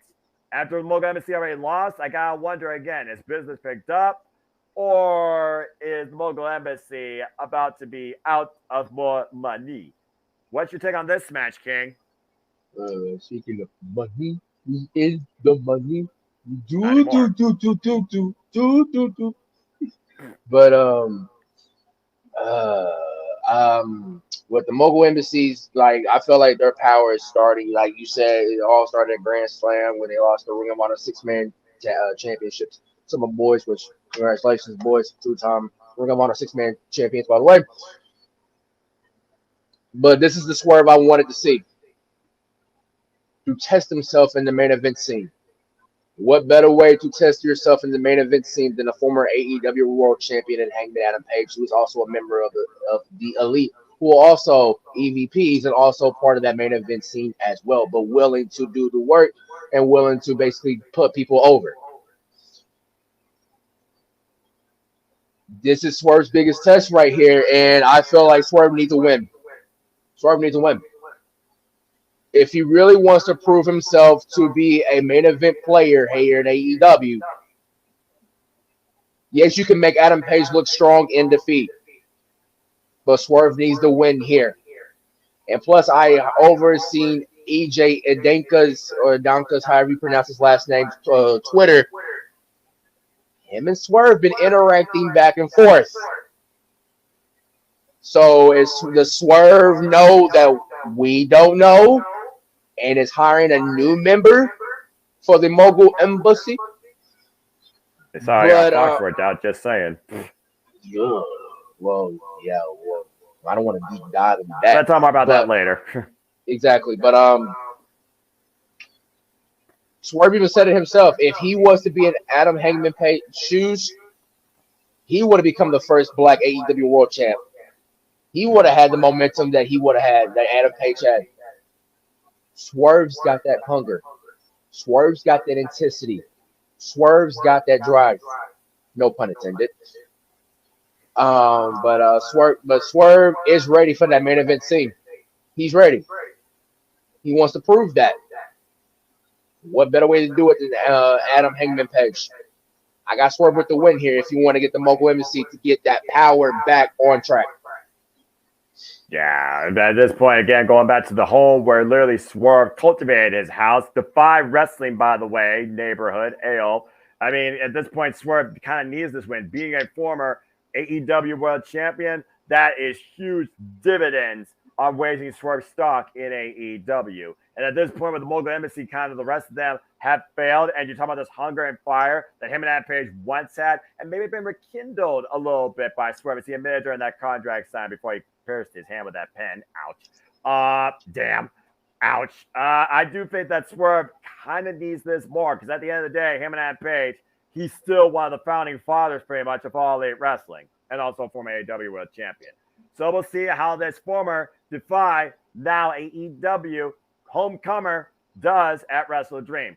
Speaking of Defy and AEW homecomers, will Darby Allin defy Christian Cage's bravado, his philosophy to work everyone, and will he be worked so hard with everyone there that Darby Allin once again becomes the TNT Championship? Either way, this has to be the final chapter with these two. Now officially, God damn it, Lord forgive me. Now officially, the face of TNT, Christian Cage, that just hurts so much to say. He defends the title one last time against Darby Allin, and it doesn't get more definitive than this. 2 out of 3 falls match. As we saw a few weeks ago on Collision, Darby Allin beat Christian Cage in the main event via pinfall roll-up. That match before a 30-man counter. Christian Cage has limited down 6. AEW All In, Christian Cage and Swerve lost the coffin match, but Christian Cage didn't lose that match with traditional partner. They did lose the traditional tag team match, though, at Grand Slam Rampage last week against Darby Allin and Sting. But last week, Saturday, on AEW Collision in Triple Threat, it was Luchasaurus who nearly got a brain. Held his title for the first time. Luchasaurus and Christian Cage made sure Darby Allin did not become the TNT champion, and Luchasaurus was officially pinned by Christian Cage, making Christian Cage officially the face of TNT and the champion. As we heard in a very personal sit-down interview where Christian Cage called out Darby Allin, not only as a champion, not only as a mentor, but as a man who hides behind others, who believes in his own bravado, who paints his face halfway, because he is truly not the man that Christian Cage is. We saw Darby Allin show him exactly who he is. And Darby Allin challenged Christian to show him exactly that man he is. As he says, you think you're that good, then don't bring Luchasaurus out there, because I don't need Nick Wayne. I'll even tell Nick Wayne to stay home. But Christian Cage instigating everybody with connections to Darby Allin, making this as personal as a freaking needle through the damn nail through the damn coffin, pun intended, as possible. How fame with Christian Cage already been in a coffin earlier this year at Revolution. King, this is the TNT Championship. It's always been criticized, the hot potato title, but Darby Allin criticized it as losing its value. Some people would say that the TNT Championship has never been more prestigious since Christian Cage has literally held it hostage. But Darby Allin has made it be known he cares more about this title than even the AEW World Championship gold. And clearly we know what direction that's going in. So I have to ask you, with another homecoming Seattle native, man, all the Seattle people, friggin' Brian Dales, that we'll talk about here in the main event, friggin' Aubrey Evers, I know it's going to have a fucking field day.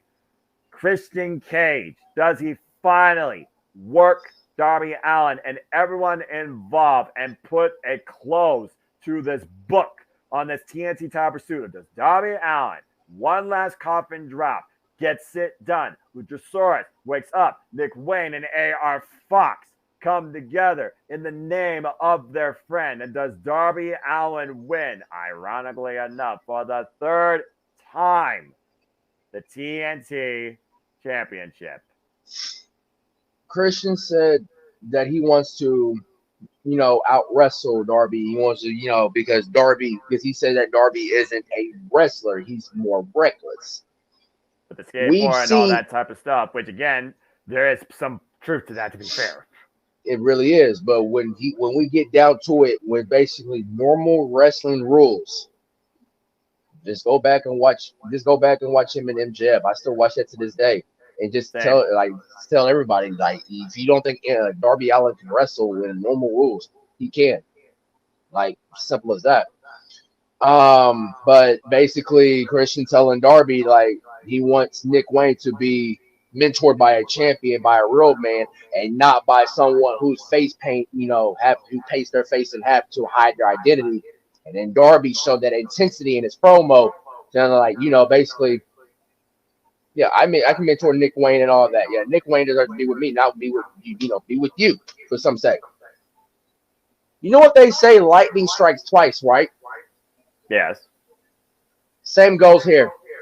Darby wins it back in Seattle, and we end this.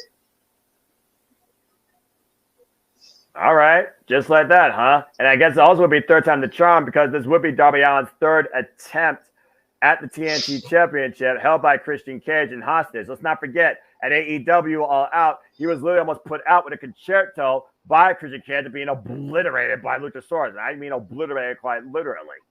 So, again, it just feels like right now the most poetic ending to this saga of Darby Allin's pursuit for the TNT Championship.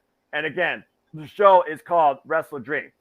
The show is to honor the man in the dead center between the American Dragon and the guy of Tech Earth, Antonio Inoki. And one of the things about Inoki, it's only the strongest prevail. Sorry, hiccups. I do think Darby Allin absolutely deserves this moment and this one last run, especially if the man's going to be climbing Mount Everest next year and he literally doesn't fear death. But I think I agree with you because at this point, if Darby Allin doesn't win the TNT title, should he ever challenge for it again? As long as Christian holds it, really. It surprised me Christian Cage didn't make that a caveat. Then again, we do have Collision this Saturday in the same building, in the same city. So don't surprise me. It wouldn't surprise me if Christian Cage works Darby Allin one last angle. Just saying. Right. This is gonna be a very intense wrestling match. I can't wait for this. All right. Let's go ahead and change gears now to something that you can talk about with your boys. As again, what the hell are your Bucks doing going after not one, not two, but 3 damn championships, dude? Overkill. But here we go, because the Young Bucks got a chance now at another piece of gold as a duo. It is a fatal 4-way number contendership for the AEW World Tag Team Championships. We'll talk about this match, that match after this, I'll tell you that much. Between the Young Bucks, the Guns, Orange Cassidy, and Hook. Yes, that's our team. And the Lucha Brothers. And here's the caveat. The winner gets a shot at the AEW Tag Team Championship anytime they want. And that could include the next pay-per-view in California. I'm just saying. Now, I'm sure there's going to be a very non-biased and very analytical structured take on this fair point number contendership from my elite brother. So, King, what's your take on this fatal 4-way for a number contendership for the AEW Tag Team Champions? Considering 3 of these teams are former AEW Tag Team Champions. And one is not. Cassidy aren't. And it's like this. The Bucks want another shot at FTR. They do. They talked about it. It's nothing to hide about it. They want another shot. They felt like they got outworked by just not this much.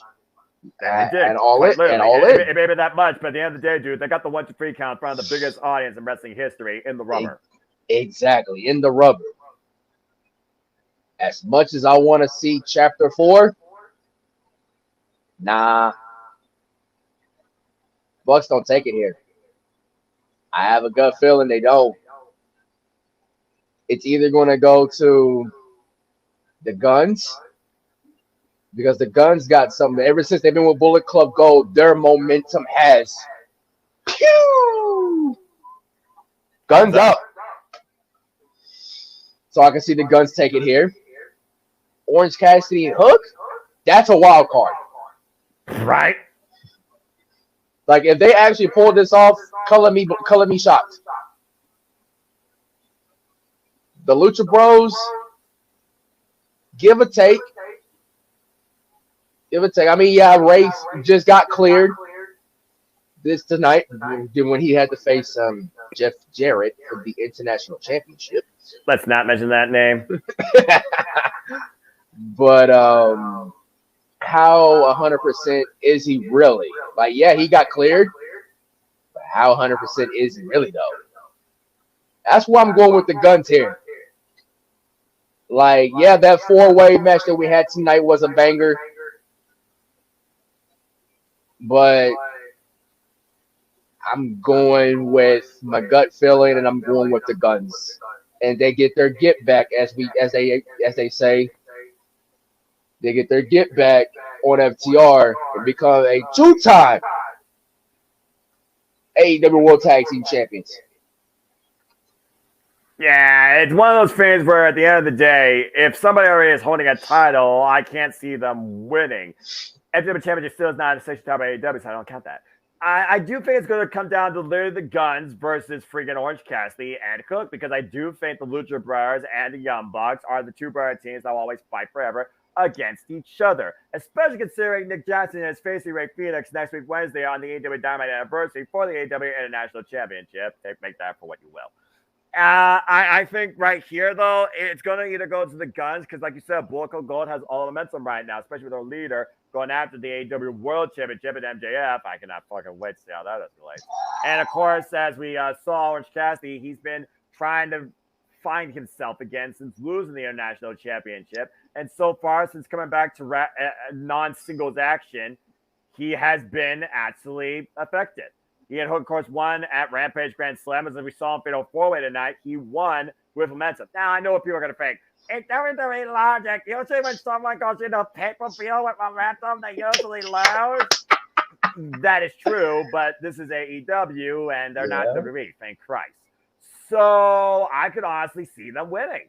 And I do think Orange Cassidy and Cook is a very interesting dynamic and first time ever, especially if Orange eats another fall. Where does it go from here? And I've already seen the Guns versus FTR, so I'm like, meh. And also, plus, we also got FTR versus Aussie Open.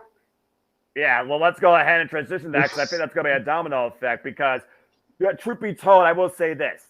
Guns and FTR are 1-1. So, technically, nothing sell with them. And, of course, FTR took the AEW Tag Team Championships from them. So, it kind of seems poetic. But we'll talk about that later. But speaking of the AEW Tag Team Championships, it's a tag team instant classic match of the year candidate. 1 year to the day, brother. In the making. War Request. Here we fucking go.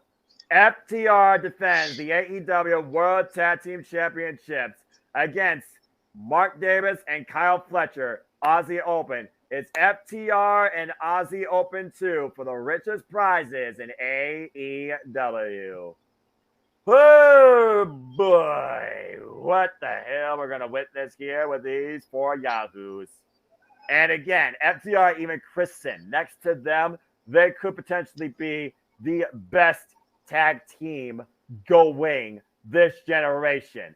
Straight out of Dax's mouth himself, who begged, pleaded, prayed like a freaking Madonna movie singlet that he wants that Kyle Fletcher, that Mark Davis, that truly want to be more than what FTR have been. The tag team going in professional wrestling. Damn it, but I digress. I am truly torn on this one. Traditional tag team match. The second time ever encounter. Aussie Open, back from injury. Aussie Open versus the world. Fell short at Death for Dishonor for the Ray Barber Tag Team Championships.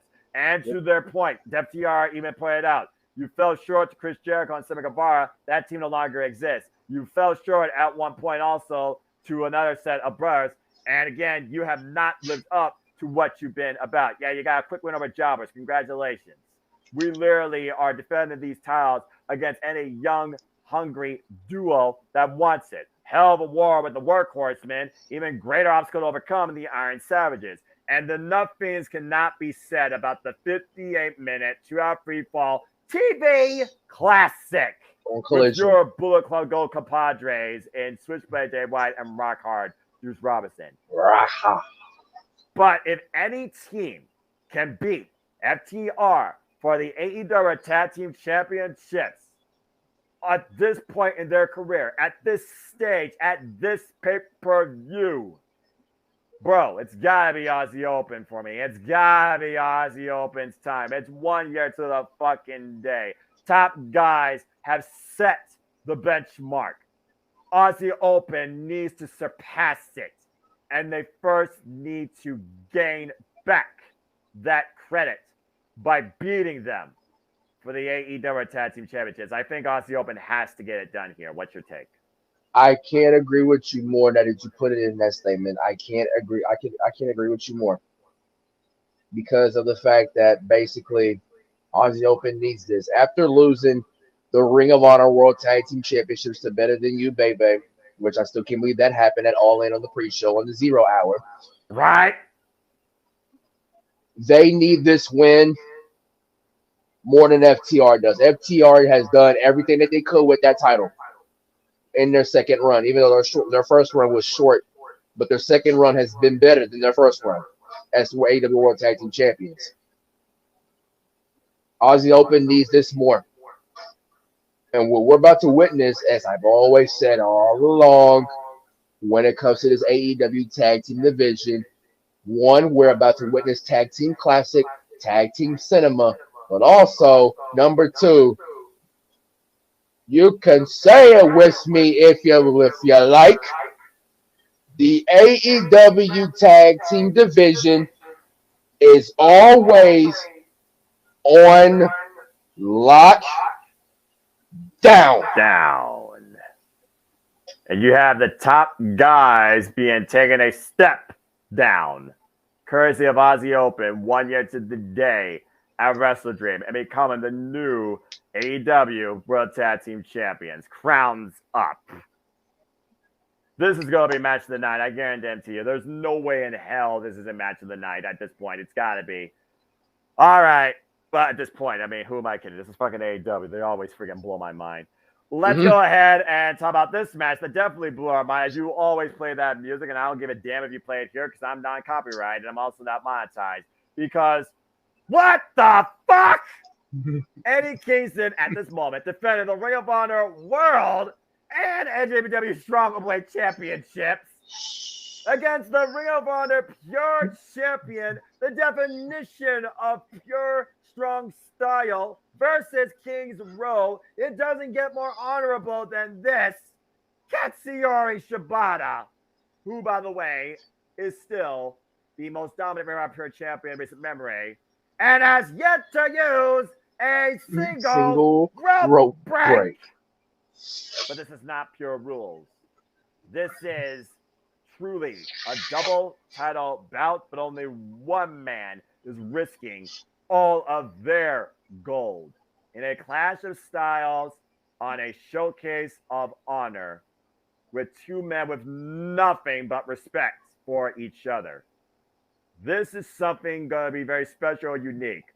But could Katsuyori Shibata become literally a triple crown champion? King, this is Katsuyori Shibata. You play it for a reason. You watch this guy. We talk about him verbatim. There's a reason why I literally saved you to talk about this match. When Shibata came back to wrestling, we thought it wasn't even going to be possible. He went after the AEW National Title Dream match against Orange Cassidy. Fell short. He turned a catch-as-catch-can exhibition into a traditional wrestling match in New Japan Pro Wrestling with a new NJPW World on the horizon in autumn. And we end an era and start a new one. And we wonder what scope that sentence and those words really hold in fruition. What do you have regarding Katsuyori Shibata and this double championship encounter, first time ever singles encounter? Man, I'm torn. Because I have the utmost respect for both men. And with Eddie crowning his most achievement in New York by walking out with both the new Ring of Honor World Champion while still retaining the NJPW Strong Openweight Championship. But it's like, do you want to make him lose the title this quick? I don't want to put Eddie Kingston and transitional champion in the same sentence. I don't, because I feel like this is basically, we're giving him this moment because this is New York. So, like, they're not in New York here. Exactly, they're in Seattle. I'm going with my gut. Eddie's going to beat Shibata. He's going to retain both titles because Shibata's title is not on the line. No. And I dare say I don't know who the hell is going to take that title from him. As he said, even if his phone translated for him, he wants to become the greatest rear bar per champion in this company history. While Eddie Kingston holds the title in the name of his great hero, RIP Xavier, who held it for 182 days, and he held it across 5 defenses, including against the likes of Jerry Briscoe, AJ Styles, and Paul London, before losing it to Samoa Joe. Yep. So, and plus, Eddie Kingston said he wants to be a champion. He wants to be a fighting champion. I mean, him and Rocky Romero, which, spoiler alert, they will be fighting for the NJPW Strong Openweight Championship on Rampage this Friday. He wants to be a fighting champion, which is why he doesn't do independent bookings no more, and because of the injury he's nursing as well. And plus, he signed a multi-year deal. Eddie Kingston's a made man. Congrats to him. So that's why I feel like now that I put it like that, it's like an Alex Shelley situation. Like, he signed his deal, got the Impact World Championship. After 20 years, but yes. And it's like now it's like that Alex Shelley vibe here. But Eddie Kingston signed a multi-year extension, and he got the Ring of Honor World Championship. Yeah, I can say Eddie beat Shibata. As much as I hate to say it like that, but these two are going to go through the ringer, and then these two will put each other to the test for that man in the center. Damn right. Hey, again, Katsuyori Shibata will literally be knocked out before he taps out, and I think it's going to come down to that. It was a problem this and similar to that great banger opener with Eddie Kingston and Konosuke Takeshita. Both men knocked each other the fuck out. Eddie Kingston fell on the cover. It wouldn't surprise me. I think that's literally the end result here. At the end of the day, both men still hold strong towards what they believe in. Eddie Kingston still comes out double champion. I do think Eddie Kingston wants this more and also needs this more. I'm just going to leave it at that.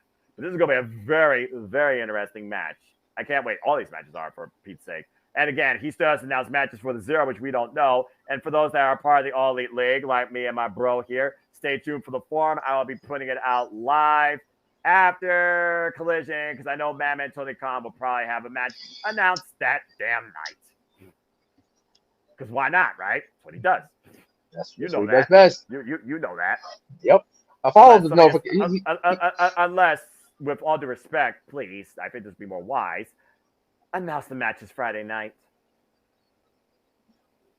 Just saying. We'll see what he does strategically with that. We'll see what he does.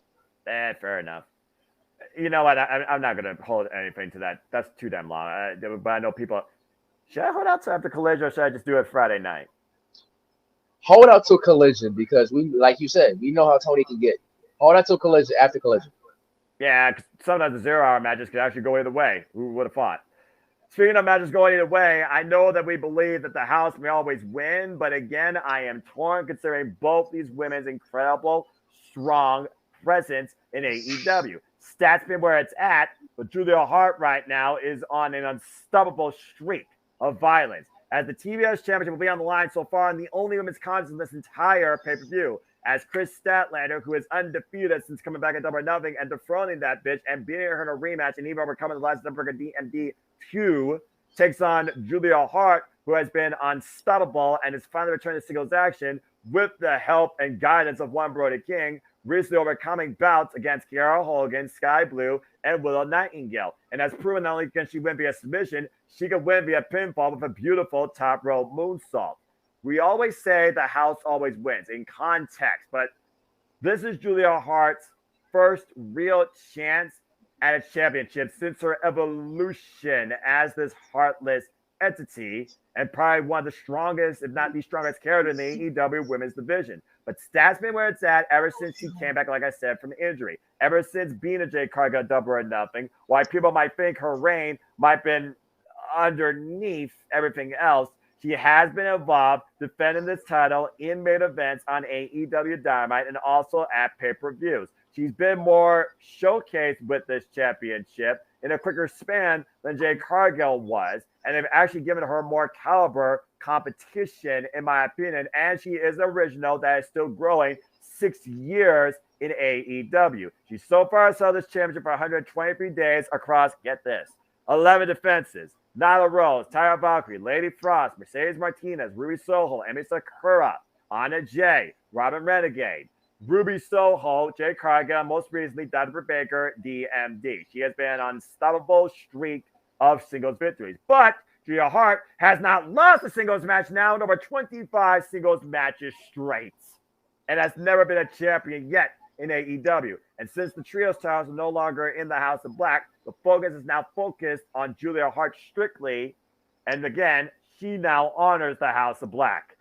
If there's going to be a unique upset or a unique outcome on this entire card, when you consider what the Mist might have done to Willow Nightingale or One Sky Blue, who got sprayed in the face this past Saturday too, this would be the match. Imagine a fierce women trio led by Julia Hart as TBS champion.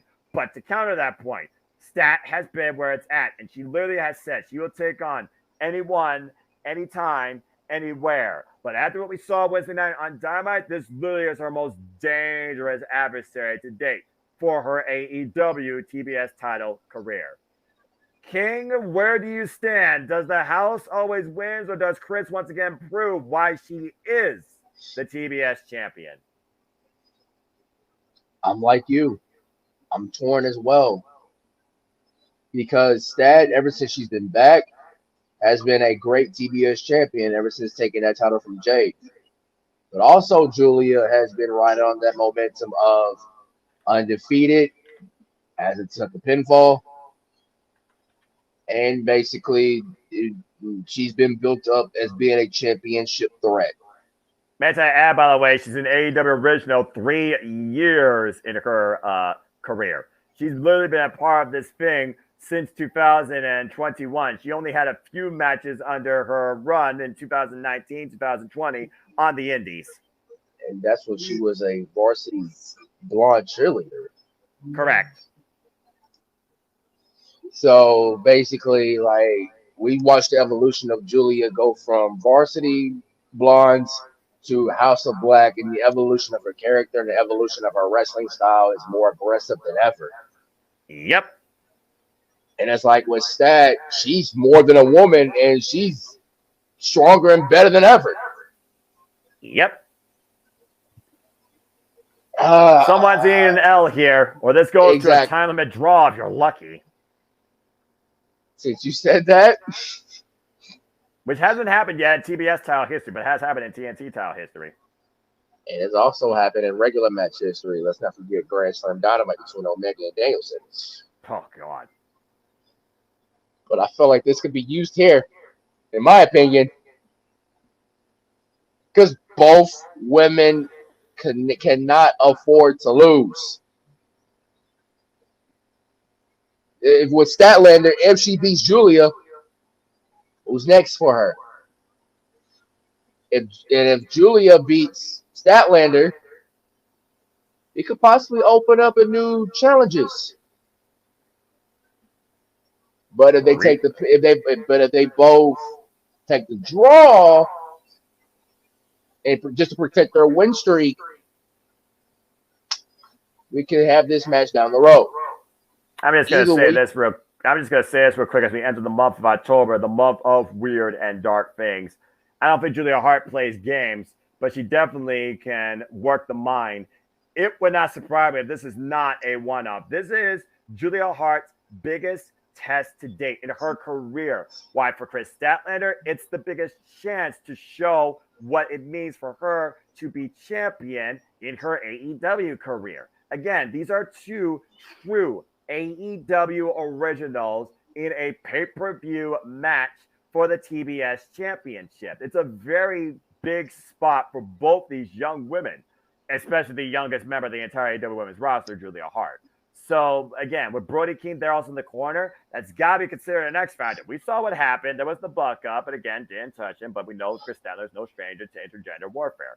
So again, it's one of those things where I could really see there being a title change with the presence set by Julia Hart literally in her AEW career. And with the house right now literally falling short for the Trios Championships after their phenomenal run of 25 weeks, I think Chris has set a precipice for an AEW original to carry this banner, but maybe somebody else needs to. It's one of those things where I am torn. I'm not sure how to feel right now. I think both women deserve to be called champion, but that has been where it's been at. And I want that to continue to the long haul because besides Jimmy Hayter, Chris Statler is your powerhouse, the AEW women's division. I miss that woman. This is going to be a very pinnacle match for the future of the TBS Championship, and there may not be no turning back. So good luck to both. That's all I'm going to leave it there. Well, again, this pay-per-view that honors Antonio Inoki World, the strongest spirit will thrive.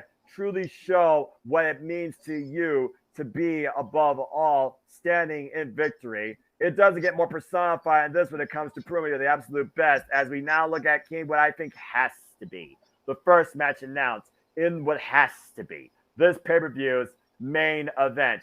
For we are going to witness a match that was supposed to happen the first time the Forbidden Door was open. Now we look at Wrestle Dream, where we are on the precipice of a new era beginning and one ending, including the fact that the American Dragon Bryan Danielson is on his final odyssey. Does it have a strong beginning, or does it have an abrupt ending? Here we fucking go. Bryan Danielson goes one-on-one, the American Dragon, against the unstoppable since Wrestle Kingdom, leader of TMDK, the current NWW World Television Champion, Zack Sabre Jr., in what truly will prove who is the best technical wrestler on the fucking planet. And Bryan Danielson has made it be known now officially, this is his odyssey. If he's going to go down, he's going down in a blaze of glory, as he promised to his daughter. He will be a father. And come next year, the American Dragon will be done with professional wrestling. This is truly once in a lifetime of this magnitude. But like Liger, who lost both his last matches in his career, still ended on a happy note, giving the fans what they want. Zack Sabre Jr. still far from done. How does it affect him if he loses the American Dragon Bryan Danielson? And keep in mind, he's also facing Will Ospreay for the IWGP United Kingdom Heavyweight Championship, Royal Crown 3, but, I'm just saying. Holy shit, this is professional wrestling. From Owen Hart to Chris Benoit to Eddie Guerrero versus Chris Jericho to the British Bulldog versus Bret Hart to Katsuyori Shibata versus freaking Ren Narita. This screams everything for being the greatest technical wrestling match we've ever seen. Considering Bryan Danielson coming back from a right wrist injury after being Kazuchika Okada. King, where do you stand on this? Who wins between the American Dragon Bryan Danielson and who could be very well the best technical wrestler going today, Zack Sabre Jr.?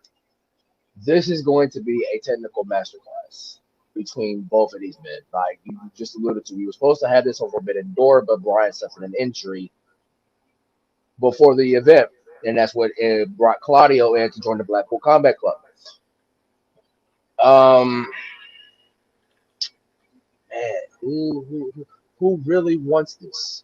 Basically, who really wants this as the best technical wrestler between both of these men? We know what Zack can do. We know what Bryan can do. They're ultimate technicians in the ring. Their submissions game is always on point, unreal. It's going to be a lot of counters. Oh, yeah. A lot of submissions. And we know Zack Sabre Jr., he's also been testing himself as strong. He says strong style is dead. Long live Sabreism. Zack Sabre Jr., who's 19 years in the game, trained by the likes of Marufuji Ogawa, Joe Ryan, and also this is their third ever singles encounter. The first one was back in 2008.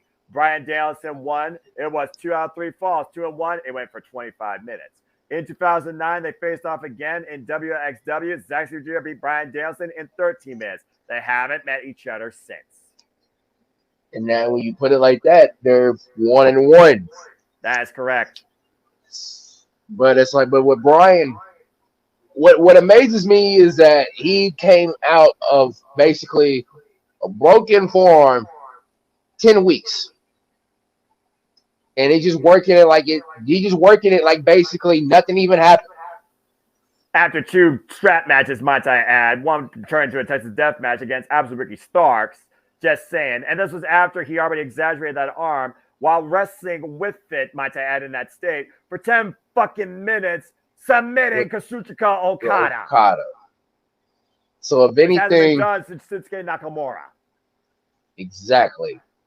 If anything, this one's going to be a close one. This one is going to give me this match is also going to give me one of those where I'm going to be up and down and biting my teeth. I can't believe I get to call this shit. But I'm going to go with Danielson here. Danielson is going to get that basically. Danielson is going to make Zack Sabre tap out. Oh. He's going to be the one to do it. Whether that be in a heel hold, the bell lock. Either way, Bryan's going to tap out ZSJ. Someone else we haven't seen, maybe cow mutilation. Yeah. Yeah, he hasn't used that for a while, but again, how many submissions does Zack Sabre Jr. have? From the cross arm breaker to the Jim Breaks arm bar to the senior stretch to the freaking orienting with Napalm Death to a long way from home to Clarky Cat. I mean, again, it also could come down to something as simple as not simple, who the fuck am I kidding? I can't do this shit. But you know, Zack Sabre Jr. can win with the freaking clutch, whether it's European clutch, the double leg Nelson. We saw what happened between him and Sonata at Wrestle Kingdom for the British Heavyweight Championship, and he was one of the most dominant British Heavyweight Championships in Rep Pro history. Exactly. This is going to be a master class. This is just going to be something special. And if Aubrey Evans is the official for this rep, I don't think Aubrey Evans is going to know what to fucking do for herself. Nope. Knowing that Seattle native, might I add, who literally saw Bryan Danielson retire in WWE. She is crying girl, if you know what I mean. And talking about going full circle. How about full career fandom perspective for Aubrey Edwards, if that's the freaking case? I'm just saying. Again, Zack Sabre Jr., by the way, he's been NWA World Television Champion for 267 days, 14 successful defenses, including the likes of Roger Romero, Jeff Cobb, A.R. Fox, Satoshi Kojima, Wio Ora, Metalik, and of course, your boy, the Fallen Angel, Christopher Daniels, and Philly Tom Lawler. Yeah, but before we close it out, I'm glad you mentioned Tom Lawler, but it's not in a good way. What's up? Originally, if Mox would have not got concussed, it would have been Jon Moxley defending the AEW International Championship at Wrestle Dream against Filthy Tom Lawler.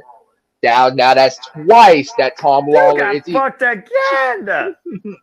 Yep, this is now twice that Tom Lawler either opponent gets sick or injured. That guy can't catch a fucking break. Just give him a damn Ollie. Just book him on the show, for Pete's sake. Golly. Well, all I know is this is going to be something truly special. Again, it is a first.